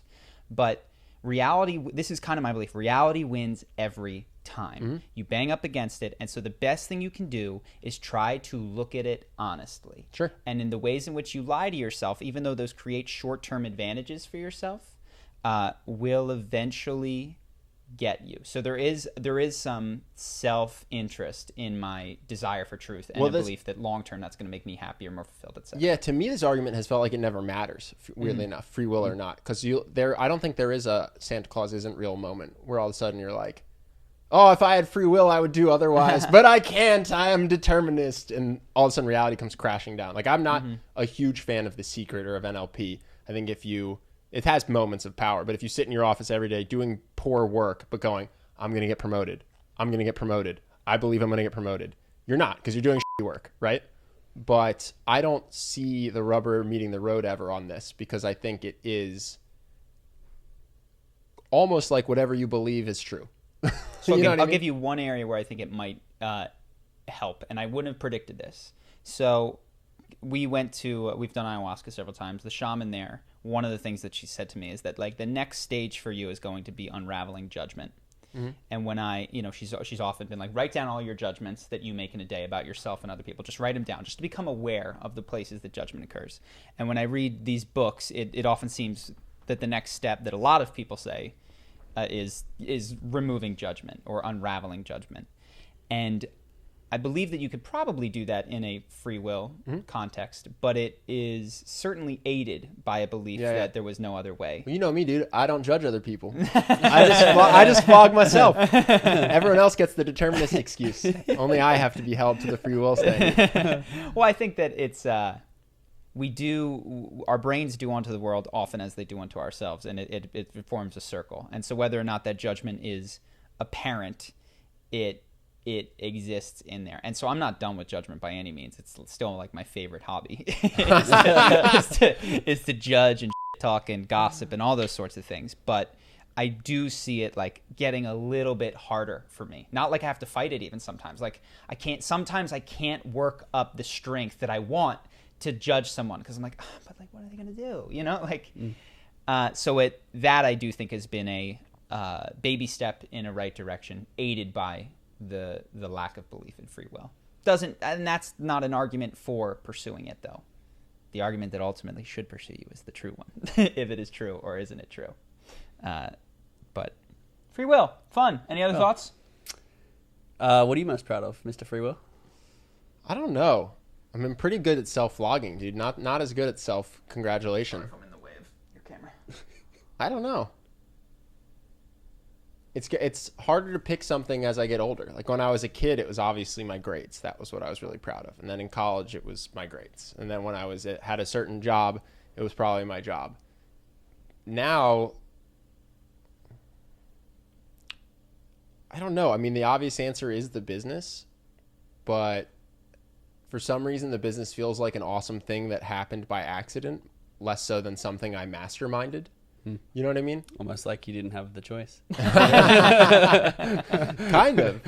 Yeah, I do feel fortunate that the business is so successful, more so than that my brilliance is what made it so that things worked out. I disagree. That's where your consistency kicks in. You just worked hard for 3 years on it. Yeah, I'm not saying this is right. Yeah. I'm actually not saying this is reality. Oh, yeah. I'm just saying when you ask the question, I look inside, that's how it feels. Yeah. I don't know, man. Nothing really sticks out as like, oh, my proudest moment. I have moments where I'm proud of myself. Like when I won that fight, I was like, oh yeah, that's a huge moment of pride, but it's definitely not my proudest moment. Nothing really comes to the forefront. Yeah. It's a life full of mini proud moments. Nice. Nothing really rises above the rest. You know what's funny that would be too easy? It's like, what's your most shameful moment? And then be like, oh, okay. I have four. Well, I have four. They were repressed. I didn't know them until I did ayahuasca. It's just funny that you're like, I have 4 of those. Yeah. And Let them logged. They're less frequent, but more emotionally impactful. Yeah. Do you want to share your most prideful moment, Benji? No. Okay. No. Nah. Perfect. Well, we're an hour and a half in. Let's go to whatever comments, questions, and news we have from Angel. Do you have anything? I don't have a mic. Oh, you don't have a mic. Okay, so... Do you want to just open the doc and maybe read it, or...? Oh, no, just you can say it out loud and then I'll repeat it. Okay. Chick-Fil-A has announced that they're not going to be donating to some of the organizations that originally got them branded as a homophobic company, such as the Salvation Army and the Fellowship of Christian Athletes. And some people are applauding them, saying, great, now we can eat there. You know, people in the community... That's why I stopped eating there. Yeah. But, well, there are a lot of people that are actually original supporters of them during their controversy who now feel betrayed. Like Governor Mike Huckabee, who said... He said, today at Chick-fil-A, betray loyal customers for money. So some people are upset with this decision. So what we can actually do, I think we should probably have you on some of these mics quiet, and that's totally fine. So we could just, I think, hop into repeat that entire thing? No, I'm not. I'm definitely not going to repeat that entire thing. Angel, maybe in the... I can switch to camera audio for that? Yeah, maybe in the future try to talk into one of these cameras. It'll catch it. We can boost the volume. Sure. We'll get it. So, any thoughts on Chick-fil-A? Well, I am one of the people that used to really like Chick-fil-A, and then I stopped eating there because I didn't even know why. I was too young to do any primary research. Yeah. I just heard like Chick-fil-A doesn't like gay people, and I was like, I support gay people, so I stopped eating there. So yeah, I don't really have any impact on this because I don't imagine I'll put it back into my diet now because I would have stopped for other reasons. But. Well, I don't know. Perhaps they've had a new change in leadership, but one would imagine that this was not a decision made of moral or ethical concern, rather one made of money, financial concern. And it just tells you, okay, we've officially hit a point where Chick-fil-A probably took a bit of a ding back then when they said this. but where it's gotten to be so much that even people who are genuinely homophobic in some way will put that to the side in order to do business, which just tells you how large the group of people who are, I guess, consumer activists may have become at this point. Well, I think I told you this. I know you're skeptical of studies, but I read a survey. Okay. Who knows how real it is? But that when they were talking about gay marriage right before it got actually put into being legal, no one under 18 or 25 or whatever the number was against gay marriage. Mm-hmm. So it does seem like I think homophobia is aging out, at least in terms of being such a big part of the population. Yeah. So maybe Chick-fil-A is starting to see that in their bottom line. And maybe the amount of people that were supporting them was like, yeah, screw those guys. That's shrinking. Yeah. And the amount of people who are going, I'm not going to eat there if you guys aren't cool with gay people is growing, I think. What did they do? I forget. I don't remember. That's what I'm saying. I when this happened, I didn't hear what they did. I just heard that they don't like gay people. Yeah, Angel, do you have any idea? Yeah, it was sort of a chain of events. So they donated to organizations that had anti-LGBT views and did not support gay marriage. Okay. So Chick-fil-A didn't technically do anything directly homophobic. It was just layers. But that's the Salvation Army was one of them? Yes. I did not realize the Salvation Army was considered a Why, homophobic imagine- organization. How do they hold those sort of views? Has the Salvation Army hold those sort of That's what I was saying. I don't know. They're all faith-based, so they all just sort of follow the... The Bible? Well, it sounds like it's, and maybe Chick-fil-A got, because in my mind it was like, Chick-fil-A hates gay people. And what it sounds like is Chick-fil-A is religious. And the donated. Bible is not particularly kind to gay people. Because I had, my understanding was they were donating to organizations whose sole purpose was to exclude gay people from society. And what it sounds like they were doing is they were donating to Christian athletes who part of what they do is believe a lot of the Bible literally. The Pope came out and said that he's totally cool with homosexual people, right? This Pope did, yes. Which Pope? I mean, a couple hundred years ago. No. Listen, this Pope is getting the updates. Yeah. God. He's getting the new downloads. What's that, God? You know what I'm saying? So, like, there's been people a change. Are cool now? There's been a change. Everyone has changed from the holy to the mortal. Yeah. There's been a shift. I feel like... What's interesting, if the Pope says that it's okay to be homosexual... Does the Salvation Army still think it's not okay to be homosexual? Are they Catholic or are they Protestant? So Catholics believe... But I thought Catholics were the most doctrined. It doesn't trickle down to the Protestants? The big difference is that the Catholics believe that the Pope is God's representative here on earth. Yeah. And each individual may believe a different thing, but that's like the big split between the two of them. Bro, that would be hilarious because they stopped their donation this year. And the Pope just updated it. That's what I'm saying. And now they're still anti-gay. Is the Salvation Army actually homophobic still? Are they anti-gay marriage still? I don't know, because what would it even mean to be anti-gay marriage? Are you lobbying for it to be reversed? Isn't it federally legalized? Well, this is my question. This is my question. In 2019, in what ways is the Salvation Army anti-homosexual rights? I don't know, but what this has exposed to me is that a story that is on its surface, Chick-fil-A doesn't like LGBTQ. Now they are cool with it. It clearly has more layers to it than this. And to make any sort of judgment about Chick-fil-A, the Salvation Army, the Christian athletes, or the people who they now fund is kind of a silly thing to do based on a headline and a blurb. Did they start donating to other organizations, or do they just donate less now? No, yeah, so that's the thing, is they're still donating the money. They're just turning it to other organizations, primarily organizations based in ending hunger. All right, that's good. So at least they're still donating the same amount. Well, the whole PewDiePie thing kind of exposed that the label that these organizations get is malleable, right? So PewDiePie wanted to donate to somebody who was the ADL or whatever, and he did it for the reasons of trying to say, okay, let's not hate on people. And then there was a big, this is a censorious organization. Some people say that it's that removing the money that he was going to send there is now anti-Semitic. And so all of these adjectives get placed on these organizations, and then you, as a person who funds this massive organization, adopts the adjective that is most commonly yelled about said organization. Yep. It's all ridiculous. That's why everyone should donate to Charity Water at charitywater.org/charisma. Well, that's closed now, so you can't do it. No, is it? Yeah, it shut down. Oh, did we hit our goal? No, we just missed it. 200. So we should say thank you. I don't know that we've officially done this. We raised $296,000. Thank you, everybody. Thank you, guys. We appreciate you very much. Awesome. We were 4 shy of the goal of 300, but we'll get there. We'll get them next year. We'll get them next year. And if you donated or if you bought a course, Charisma University, now's a great time to plug the course. That enabled Ben and I to donate. And so thank you. If you're interested in our course, charismaoncommand.com/university. You can check out Charisma University. It is a 30-day program. I could do this like off the back of my hand. Do it. Should I do it? I'm going to prove it right now. Do it. Charisma University, 30-day program on how to master your confidence and charisma. Do it. I'm going to show you how locked in I can be. It's got an action guide, so every single day you take roughly 15 to 20 minutes. You go through that, and then there's a 5-minute action guide which actually allows you to implement the things that you're learning that day. So it's not just theory, but it's something that you're putting into practice, making a more naturally occurring habit, right? That's how you go from just thinking about being confident to actually feeling deep confidence. So if you want to check the course out, I think it's the coolest thing I've ever made with regards to charisma. We've had over 5,000 people go in it, stay in it, and really get a lot out of it. The average rating, I think right now, is a 9 out of 10 on the survey that we have. Ben is considering even going in to make more content. We'll see if we can do that. But either way, right now, charismaoncommand.com/university. You can check that course out.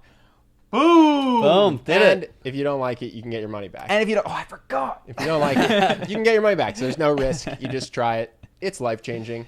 Fun fact, I had lunch with someone from Charity Water yesterday. Yeah. They were very excited about our $296,000. They were asking if we wanted to do other fundraisers in the future. I said, definitely. I don't know if to Charity Water, but we will be doing fundraisers. However, a lot of that came from Charisma University profits, so don't peg yourself to 300,000. It really depends how the business goes. I actually had this conversation. She's like, "Really?" I was like, "Yeah." Recession hits, people stop doing it. Expect less. So keep joining Charisma University. Keep donating to Charity Water. If you like people drinking clean water. That was hilarious. It's so true though. I was like, "Yeah, we're a very small company. We're not GE. We haven't been around for 100 years." Yeah. You know what I mean? So it's like, yeah, we'll keep donating, but because she asked, we did a fundraiser in 2018. We raised 18 grand, I think. 2019, 296 grand. Hell yeah. She's like, what happened? I was like, well, the YouTube channel did well. Course sales are up. Don't expect it to necessarily have the same multiplicative effect in 2020, but only if Benji were running the business. Oh yeah. But that was Chick-Fil-A, right? Something about Chick-Fil-A. Yeah. Something about charisma. Now I just won't eat it because it's bad for you. I want to talk about confidence. What do you want to talk about? I would like to hear what makes confidence. What contributes to one feeling confident? To consistently feeling confident. As in, I feel like myself, I'm always been a very naturally confident person. And I feel like it served me extremely well. It's like pushed me to do things that other people wouldn't do, forced me to learn and make mistakes but have those mistakes not impact my confidence levels. Yeah. I've seen people from my own family, same environment, same upbringing, be the opposite, and it deter them from making decisions that I feel like they should make. And I feel like if I could contribute my happiness and where I am to something, I would put it down to, apart from you guys, confidence. And I am still confused at where that comes from. You're saying, why are you confident, but not necessarily all your siblings? Or most people. Same neighborhood, same people, parents. Yeah, I think most people are not confident people. And I think it's such a incredible skill, which I know you teach. Yeah. Well, here's the truth. I don't think they've tried. I mean, I know you've met all of his siblings. I've met all of them except one. None of them have asked me for access to the course. None of them have expressed to me that confidence is something that they'd like to improve. Not once. And to improve in any arena, one first needs a desire to do so. And I would actually say, when we were talking about the subconscious, conscious, not that it's tied to trauma for them, but I think that potentially their identity is as someone who is insecure. And so the idea of working on their confidence, to them, they won't put any effort into it because it would be an impossibility to them to become confident, because that would cut to the core of who they are. Who am I? Right. If I'm not insecure. Right. Yeah. So, I mean, the first thing would be, there's no desire. And it sounds like what you have, a desire for them to feel the desire to become confident so that their life may improve. Yeah, I guess yes, but I've heard them say I would love to be more confident, but obviously not actually feel that it's going to serve in that way. When you wanted to be more confident, you showed up to a class that Ben and I, because you were on a forum that was about becoming more confident. You showed up. You came there. You were actively searching. Yep.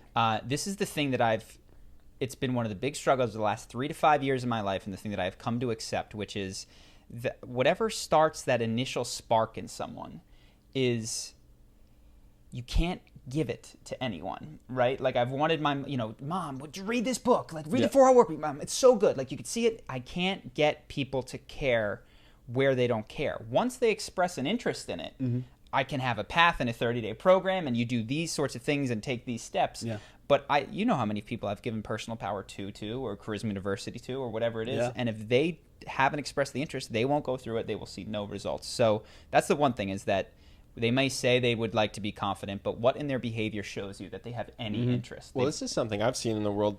There's a difference between a wish and a desire, right? I've seen people who are in very bad physical health, right? Very overweight. And they'll say, oh, I really want to get in shape.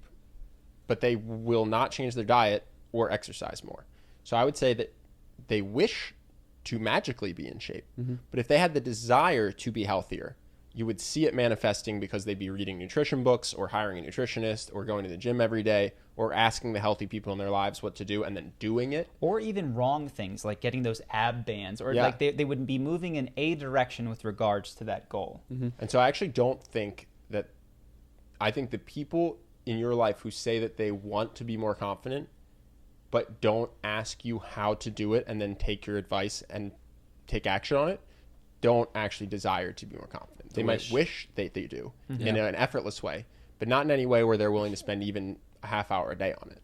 You know what I mean? And they will spend a half hour a day on something, whether it's their Instagram or their fashion or whatever it might be. Yes. Those people are spending time somewhere besides, the minimum wealth creation to get food. So that's the stuff they actually want. I see. This is why Ben gave some of those foundational books, and what they had in common was that they disrupted the fixed mindset idea. I think that the degree to which people feel that they're fixed in any area just limits any sort of movement to try to get better. So that's why all of the first books that Ben talked about were like, I don't even subscribe to this necessarily anymore, but it busted the story, the narrative busted me out of the fixed mindset thing. And so 2 things can do that. 1, great stories, oftentimes in books and movies and that sort of stuff. And 2, suffering. Lots and lots of suffering can take people out of a fixed mindset. And so what I try to do is every now and then just recommend a book and see if they've had enough suffering to pick the book up and actually read it, and find people right after breakups where they're really suffering and be like, now take the book. Now you'll actually read it. There's a chance. But and I think, sorry, to get to your, you can go first. I was trying to clarify it a little bit.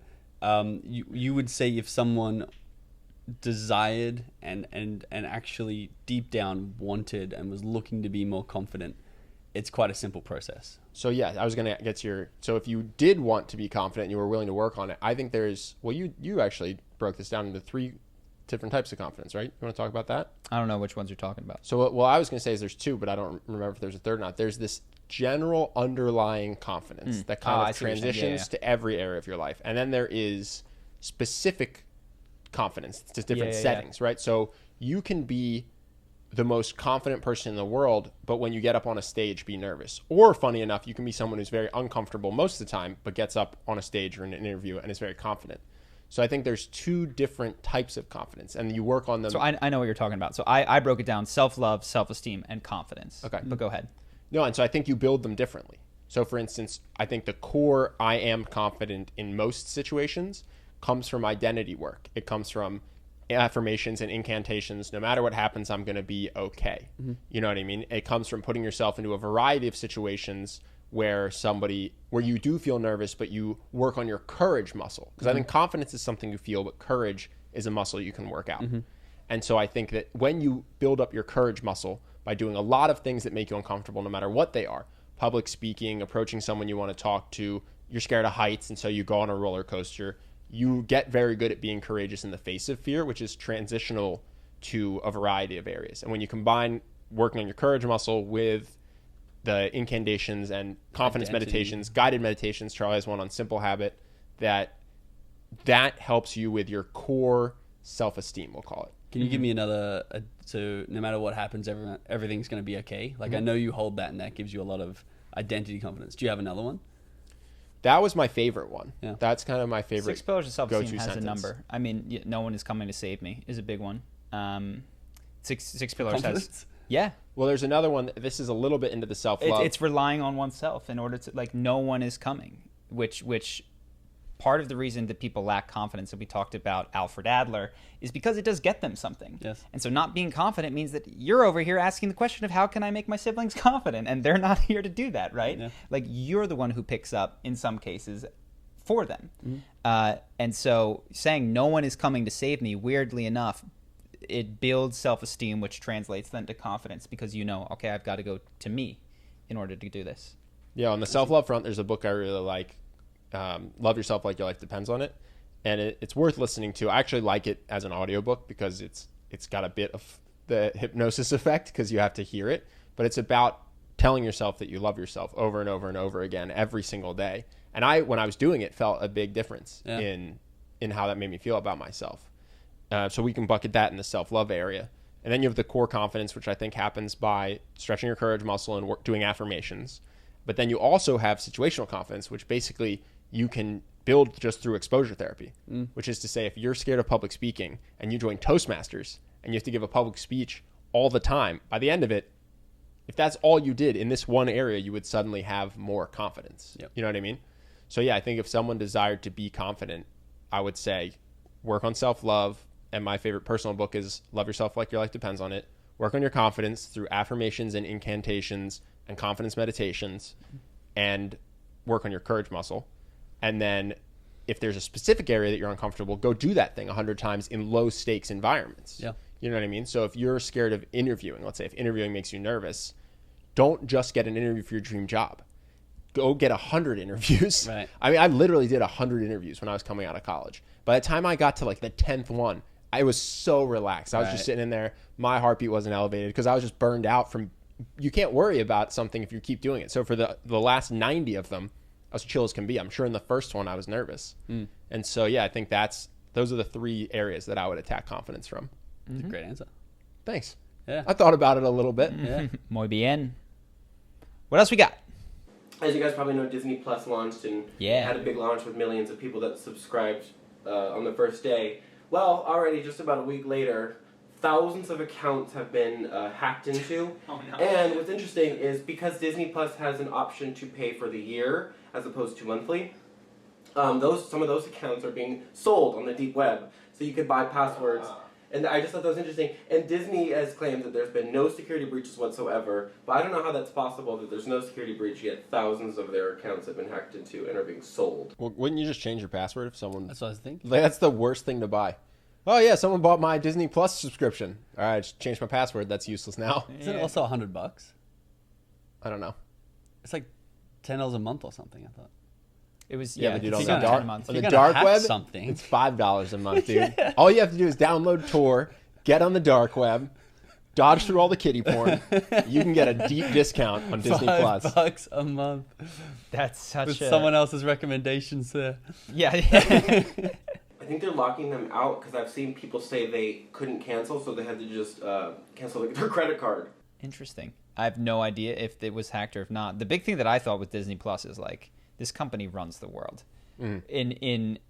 I didn't, because I don't watch a lot of mainstream TV or anything, so I didn't really see ads except on the sides of buses that have driven past. But I heard that they sold 10 million in a day, which is insane. Wow. Like, how do they reach that audience? Do that math. It's roughly $100 million a month. That's a new $1 billion revenue stream that they just turned on. What did they do to turn that on? Just bulk ads? They took all of their stuff off of Netflix. Yeah. So you used to be able to watch the stuff on Netflix, and then all of a sudden you can't. Can't. And so everyone's aware of it. When I first heard it, I was like, oh, I'm not going to get just a Disney thing. And I was like, wait a second. Disney, Pixar, Star Wars, Marvel. Now they just bought 20th Century Fox. It's like everything that you want except for Stranger Things, is officially on Disney Plus, and Game of Thrones is over. It's just incredible. They own the entire world. And then if you look at the channels that they own, it's like ESPN. Like they got everything. What did they buy Marvel for? That has got to be one of the best purchases. It was, well, I think they waited till it was fairly well proven. If you look at when they purchased I thought Marvel. it was struggling. I think it was set at the Marvel. No, I think Marvel sold Spider-Man to Sony way back in the day. But by the time, I'm pretty sure that by the time Disney purchased Marvel, it was several $1 billion. $4 billion. Yeah, $4 billion. And that was roughly, I think, what they spent for Star Wars. But honestly, it's worth more than $4 billion now. It's got to be worth more than $4 billion now. Oh yeah, they've had a bunch of $1 billion movies. Yeah, it's the biggest thing in the world. I think that might be one of the most valuable things, apart from money, that they do too, because they've got 10 million emails. And they got 10 million Chrome push notifications. Yeah. Like, they can now reach that audience, which was like, oh, we watch your movies, to like, we have direct access So to that was what I thought. As someone who only knows how to market directly to people and has never built a brand, I was like, how is Disney going to get people to sign up for this? This is going to be a dud. And then I heard 10 million people signed up, which is incredible. That they got people without, it seems like, any direct line of access to like, click this link in your email. Right. But now they have emails. Right. They have, if they didn't have them before, they got emails. They got your TV, you're watching Disney Plus. They get to put ads on that. They get to advertise their parks. They get to advertise anything they want. It is interesting because marketers, especially like direct response marketers, email marketers, they tend to be very negative about branding. They say branding's stupid. Yeah. You want to do YouTube ads. You want to do Facebook ads. You want to do these direct things. But all the biggest companies in the world don't do that, actually. Like, the biggest direct response marketing company in the world is going to be so much smaller than the one that goes with branding. Than the largest so brand, I feel like there's a tipping point where all of a sudden, once you have a certain size, it's like, forget email marketing. You don't have to worry about that. Everyone knows who Disney is. You don't need to email them and be like, hey, I'm the founder of Disney, or I'm the CEO of Disney. Did you know we have Marvel? It's like, yeah, I did. For 24 hours only. Yeah. How did you find out about Disney Online Plus, whatever It's a great question. I heard about it I think it was all just the time. Yeah, people. It's branding. Or articles, people, like it. Dude, the buses on the street have signs about it. I saw Reddit was how I saw it. Which was actually critical. Which is free marketing. It was which is free marketing. Yeah, it's fascinating. So it's funny. It's so prevalent because I'm in Australia too. It's not as prevalent. I didn't hear about it until I saw on a US website. But you were like, I've heard about it from so many people that. And actually, I bought a smoothie the other day, and he said, "I'll have a Disney card. I do have a Disney stamp on my card." It's like, "Oh, do you have the Disney Plus?" I'm like, "No, I don't." They also, and this is I'm not the first one to make this observation, but there's a battle now for platforms. There was our buddy Scott worked at Single Platform, and he's like, there's going to be one login for the whole internet, you know. And there was a time when people thought it was all consolidating, and clearly it still may. But what these big companies have realized is owning the platform is how you rule the world. If you're the place, and this apparently exists in China. Were you guys on WeChat while you were over there? I've never been to China. I have been on WeChat. Which is just like, it's the portal to the entire internet. Uber's in there, eBay's in there, or like their versions of this. Did you go to China? In there.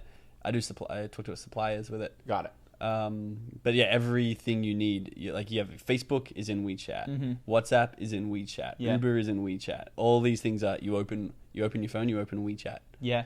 And so there's this crazy battle that's going on to own the platform. And so obviously Disney was making good money, I'm sure, from Netflix, but like, we can't let you run that platform. No way. We have to have that. And now there's going to be a hardware rush when all these self-driving cars come out, because the platform that you own on television is a subscription software. It's not like it's built into the TV necessarily, though you could get Apple TV technically.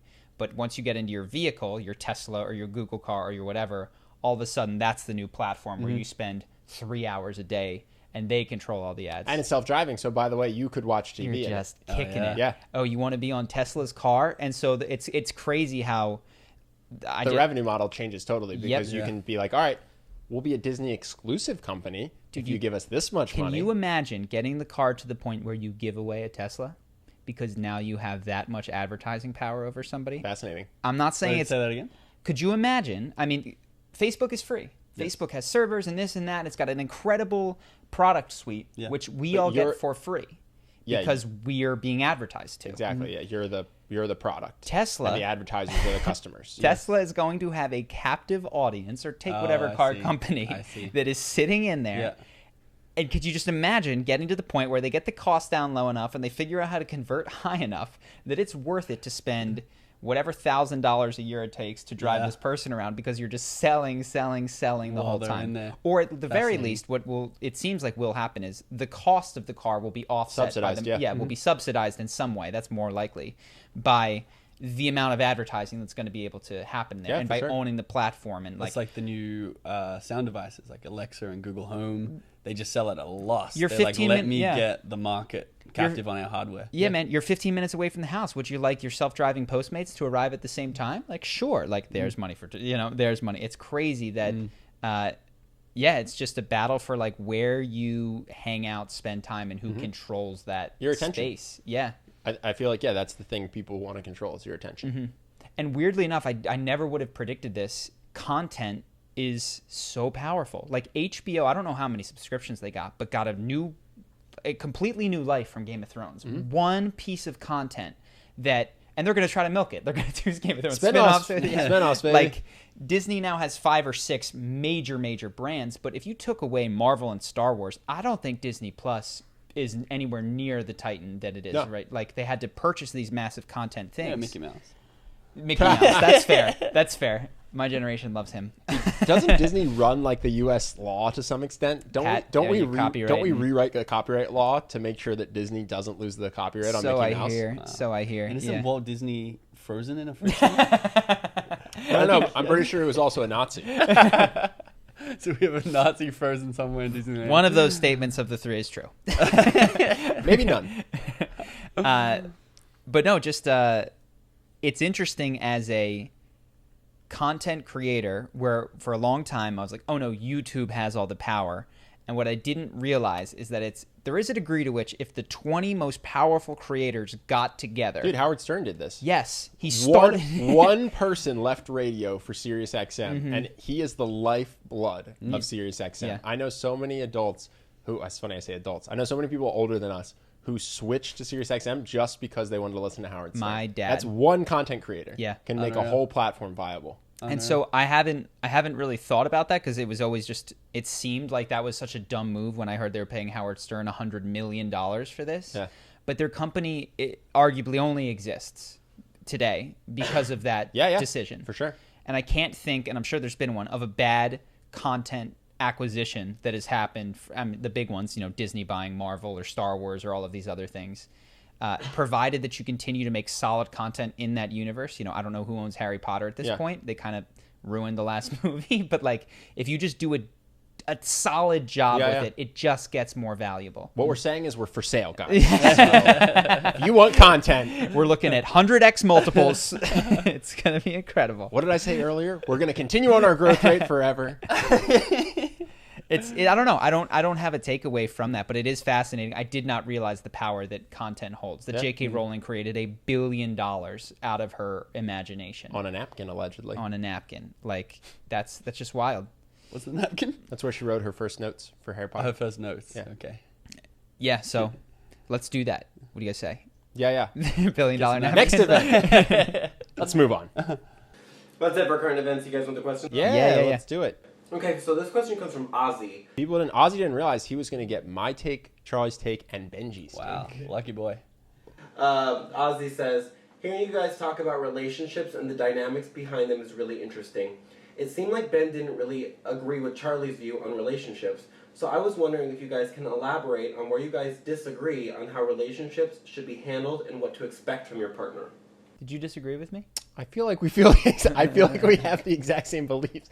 That was actually when I was listening to the question. I went, Angel, any idea what this may be referring to?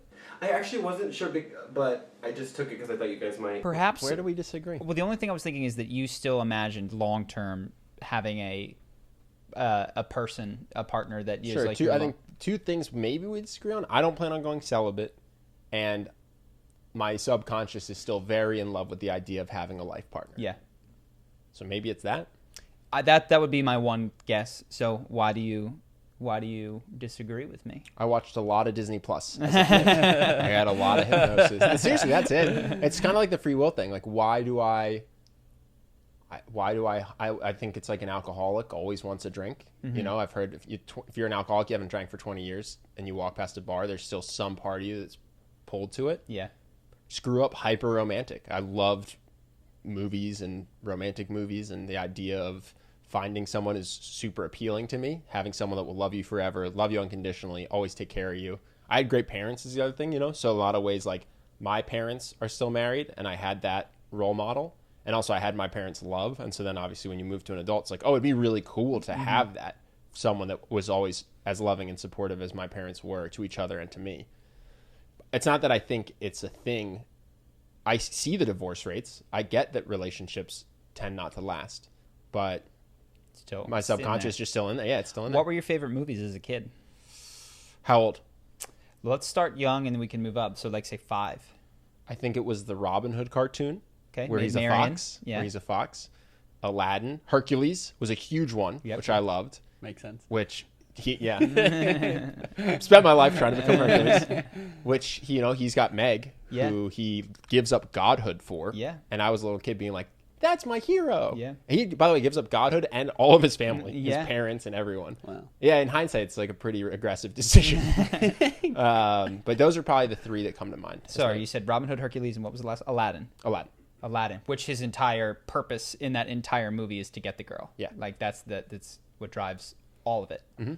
Yeah. And also love the Ninja Turtles. Not a lot of romance there, but I got a shout out. I think that's why I started karate when I was 5. and surfing, yelling cowabunga, right? Yeah. You can see some Ninja Turtle influence as well, actually. You can. I really do think so. There was, I don't know what book or seminar that I went to, but it asks you these questions. What's your favorite movie? Who was your favorite movie character? What was it that you admired most? And you get some really interesting insights because that's when all the foundational grid work is being laid in your brain. Sure. And whatever clicks with you, either it clicked with you because it created something or because it resonated with something that was already going on in your life and it just really reinforced it.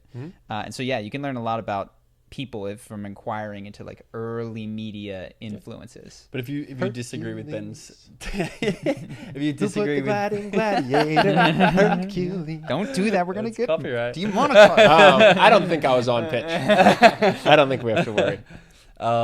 Do you disagree with Ben's take? And if you do, is it because you watch different movies? Do I disagree? What were your favorite movies growing up? I want to see. American History X, Shawshank Redemption, Monkship. At age 5. Yeah, at age 5. Loved those. No, I think Ben has a stronger belief in the one than I do. And I'm sure I have some of it that's built in there. And if you listen to the songs that I sing on the guitar, they all... Oh, my God. They go heavy into that. Disgusting. But... I don't... Oh, man, I think part of it, here's the difference. Again, we come back to the same thing. Ben just thinks farther into the future. Like, I don't have any idea post-35. I really don't. And Ben has been planning for this. I'm ready. And so perhaps Ben and I are exactly the same, but I'm just not close enough to terminal age at this point where I go, I got to make this mentally. But I don't... Yeah, the idea of the one, for me, I do not... I at least consciously stress or think about what will become of me when I'm 45 if I'm single. Yeah, far away. Yeah, too far away. Way too far away to even be concerned with. Whereas I think you have that thought. Of so maybe we agree. Maybe it's only 13 years away. Yeah. He says, of course. Of course. Yeah. 13 years away. We may agree. We may find out that as I approach that age that you become enlightened. That my beliefs are, friend Ben. I like those movies too. And so they're in there as well. So I actually don't think our disagreements are as stark as they may have sounded. We'll see though. Life will bear this out. We'll see who gets taken and who stays a single guy. I think we know. Hercules gets met. We know. All right. What else do we have? No romance in Shawshank Redemption. The next question comes from Tariq.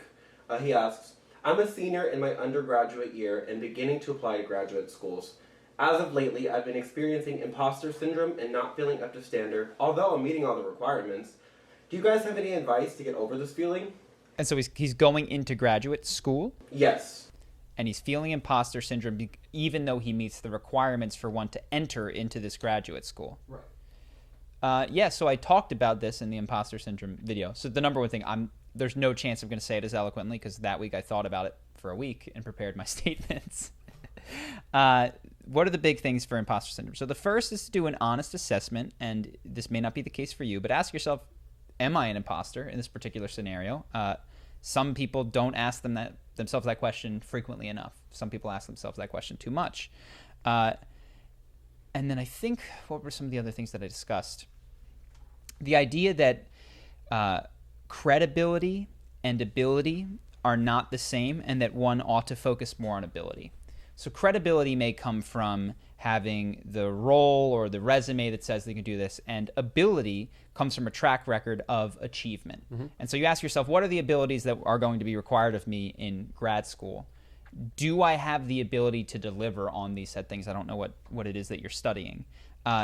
And rest on your abilities rather than on your credibility, because if you're looking at credibility, well, that person worked in industry for a couple of years, they did this, they did that. Ability is ultimately where you want to think about imposter syndrome from. And then watch that video. That's kind of what I go into in a bit more depth there. Anything to add? No, I did have imposter syndrome when we first started this business. My solution to a lot of the stuff is always the same. It's just throw yourself in it headlong. We were coaching people, and I was like, oh, who am I to coach? Maybe there's someone else who should be better at coaching this. So I started coaching for free. Those people got great results. Mm-hmm. So then I started charging a small amount of money. Those people were very happy to pay me. So then I started charging more money. Those people were still very happy to pay me. And so I got through my imposter syndrome, I guess, by boiling the frog and just getting feedback along the way that it was great. And that fits into the structure that I kind of described, which is like, I don't have a track record of ability. So you started for free. Mm-hmm. Then you go, okay, I can do this for free well. And then you said, okay, I can do it for cheap well. And then you were not worried about, I didn't graduate from life coaching school. By the time I got to the 20th client, and they're like, well, what makes you a good coach? Did you study this in college? Yeah, I go, dude, I have 19 people that would rave about me. Uh-huh. So then there's no imposter syndrome. Mm-hmm. It's just like, yeah, I just have to look at my track record. I just have to look at my portfolio of clients. So I'm going to change your life. Along the way, did you sit with the imposter syndrome, or did the small steps remove the imposter syndrome? Did I sit with it at the end? No, along the way. So along your journey from imposter syndrome to no imposter syndrome. Yeah. You said you took small, gradual steps. Yeah. Oh, I felt weird. I felt weird on my first call, even though it was free. Yeah. Yeah, because I'd not ever coached anyone before. Right. Mm-hmm. So I was like, I mean, you could probably see it in my conviction. Like, yeah, I think this will help you. You know? I wasn't like, listen, do these things. I guarantee it's going to work out. I'm like, I did these things and it worked out for me. Yeah. That's the other thing. Just be honest with set expectations and be honest with your delivery, right? So the first time I coached, I think I probably said something like, this is what I did in that situation, because that's true and it helped me. And then that person did the same thing and it helped. And by the 20th person, I'm like, 19 people and I have done this, and it worked for everyone. Mm-hmm. So I'm very confident this will work for you. But yeah, on the first free one, I'm positive that I felt a little bit like, who am I to be giving advice to someone? Right. Mm-hmm. Yeah. But it was free. So I felt comfortable doing it anyway. Right. Yeah. And importantly, if it had gone poorly, you probably wouldn't have taken the second step to charging. No, I would have gone, okay, maybe let's try someone else for free and see if that works out differently. Maybe it was that person, or maybe it's me. Let's figure out the common denominator. Mm-hmm. Yeah, for sure. I wouldn't have just gone, I coached that person into oblivion. Yeah. Let's charge $100 an hour. Perfect. Yeah. So that's I think really helpful example. What else? Next one comes from Fitty. Fitty? Fitti. Fitty Cent. Fitty. Sick. I love your music. And your movie. What advice would you give to someone pushing 40 who feels like they wasted their life? No education, no passion, no decent job opportunities, just a feeling of being lost in life. Well, the same. I don't know if this is appropriate. I'm not 40, and so any advice that I give to people, if you ask me what should I do with my child, if you like this, these are going to be guesses, extrapolations based on principles. So the advice that I would give to you at 40 is the same advice that I would give to you at 60, same advice that I would give to you at 20, provided that one's circumstances are similar. And it sounds like what you're saying, I'm 40 and I haven't done the things that get most people started at age 20. What should I do? And what I would say is do the things that I would advise most 20-year-olds to do, which is go to those core books that we've done, start at the beginning. And yeah, you're 40. You got there. Here you are now.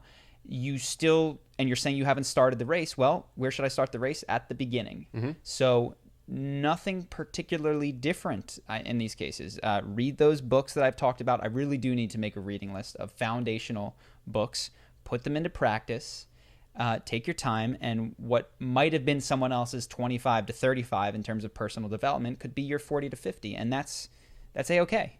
Yeah, I mean, the good news is, especially your advice would not be for anyone, 18 or 40, to go to Harvard or to do this or that. It's to read the 4-Hour Work Week if you want to start a business. It's not anything you've missed out on. Yes. So you are not disadvantaged by being 40. I'm glad you said that, because he said no education, and I think it's so easy to conflate education with schooling. And that's the best Mark Twain quote. Mark Twain quote is, I never let my education, or I never let my schooling get in the way of my education. Like that. And yeah, don't let your lack of schooling get in the way of your future education. So I truly believe, outside of the foundational read, write, and arithmetic things that I learned at school, most of the learning that is most useful to me today came from college and beyond, and self-study. So take these self-study books. There's plenty of places on the internet. If you want to learn charisma, go to our channel. If you want to learn business, start 4-Hour Work Week, but there's other places to go for that. And do it. Probably the biggest thing stopping this person is feeling like it's too late. Yep. It's too late for me. Couldn't possibly start. Yeah, the best thing you can do is think of all the things you wish you had done at 22 and then do them this year. Mm-hmm. With the possible exception of going to college, because that may or may not. Well, you wouldn't tell a 22-year-old to do that. Correct. I'm just saying, a lot of people, again, think that the school is where you get educated. And I'm telling you, in terms of these new paradigm things, personal development, starting a business, that is not where one goes to do those sorts of things. I would also add, because I feel like that's helpful to get them the results based where they want to go. But I would also add, in terms of this question and that first question, people going into a graduate school, I feel like if everyone else started at 40, this what's her name? Fiddy would be less stressed out and less hard on herself, and she'd be like, or himself. We don't know. We don't know, Fiddy, but it's 2019. And if you were where your expectations led you to be, you would be happy in this moment, changing nothing. And I think it's important that, yes, do the work and do the books and do all this stuff to get yourself there, even in school. But the problem is thinking about comparing yourself to others and thinking about what other people think about me, looking at me and where I am in this graduate school and not being good enough. I think that goes back to our first initial conversation. It's helpful to care less about what people think of you and realize they don't actually care, but they're on their own journeys, caring mostly about themselves as if you're caring about yourself right now. Yeah, great point. True dat. Great point. Good luck, Fiddy. Anything else? Yeah, we've got one last question. It comes from Kieran. Hey guys, love the show. I'm looking for some advice on a situation. I'm currently at boarding school aged 17, and it is a quite socially Darwinistic place. There's one particular guy who constantly undermines me, almost to the point of bullying, and is the typical jock or alpha male type. How should I deal with or respond to this? I wish people would leave more details. I don't understand what that means. I read this question in advance. I don't know what this means when a bully is undermining him. Yeah. So I'm gonna pause on this one. If you write in the future, it's Kieran. If you write in, we'll get back to you. But give us the more context and the more specifics. Yeah, I was at lunch and I said this joke and they said this, versus I was at my locker and they punched me in the face. Yeah. Like, I don't understand. There's a lot of bullying. There's a lot of bullying. Or I was online and they photoshopped this photo and they sent it around the... I can't answer this question because I don't know what the answer is going to be very, very different depending on what's happening. So if you'll give us more context, and if you're thinking of writing in, give us a bit more context, specifics, and that really does help us to give a good answer. So pause on that one for now. Is that it? Yes. All right. Thank you to our guest, Benji. Thank you so much for being here. Appreciate it. Appreciate what you said to me earlier. Oh, yeah, you complete me, dog. I wanted to ask one last question. Ooh. So we are kicking around some names for the podcast. It's been the Ben and Charlie podcast, and that may be its name forever. But we were throwing around a couple of names that we felt wouldn't hem us in because we really do enjoy the Well, let's not say we. I hated most of these names. Okay. Ben, here's the truth. Creating a name that is both interesting and open-ended is they're counter to one another. Yeah, we don't want to be called the Reacting to Political News podcast because we want to be able to talk about other things that aren't political news. So here's a couple of names. If you don't like any of them, suggest a different one that we kicked around and Ben hates. So the first one, and all of these would be with Ben and Charlie. So the first one, just for fun, with Ben and Charlie, with Charlie and Ben, whatever order. Here's another one. Nothing special. With Charlie and Ben. Jesus. Here's a good one. Engage. With Ben and Charlie. I like this one. Brain tingles. I got asked to vote on these. I was just like... Okay, this is one for longtime listeners. F transitions with Ben and Charlie. The Know Nothings, and that's a throwback to Socrates. You know, the only thing I know is that I know nothing. With Ben and Charlie. And then, yeah, that's it. Like, transition is to me. What's that? The transition is. The transition gets my vote. Yeah. Transitions. The transistors. So anyway, if you guys think these all suck, let me know. If you guys think that none of them suck, let me know. And if you have a different one that describes what we've been doing in a way that doesn't hem us in, let us know in the comments. And if you guys like having Benji on the show, let us know. We'll get him an apartment out here. Sure, it could be the Ben and Benji podcast. So, you know, his girlfriend will have to move out here too, I guess. But if that's what the audience wants, we will make it happen. Not much we can do about that. Perfect. Just for fun with Ben and Benji. Got it. All right, guys. Thanks. Have a wonderful day. We'll see you next time. Thanks, guys.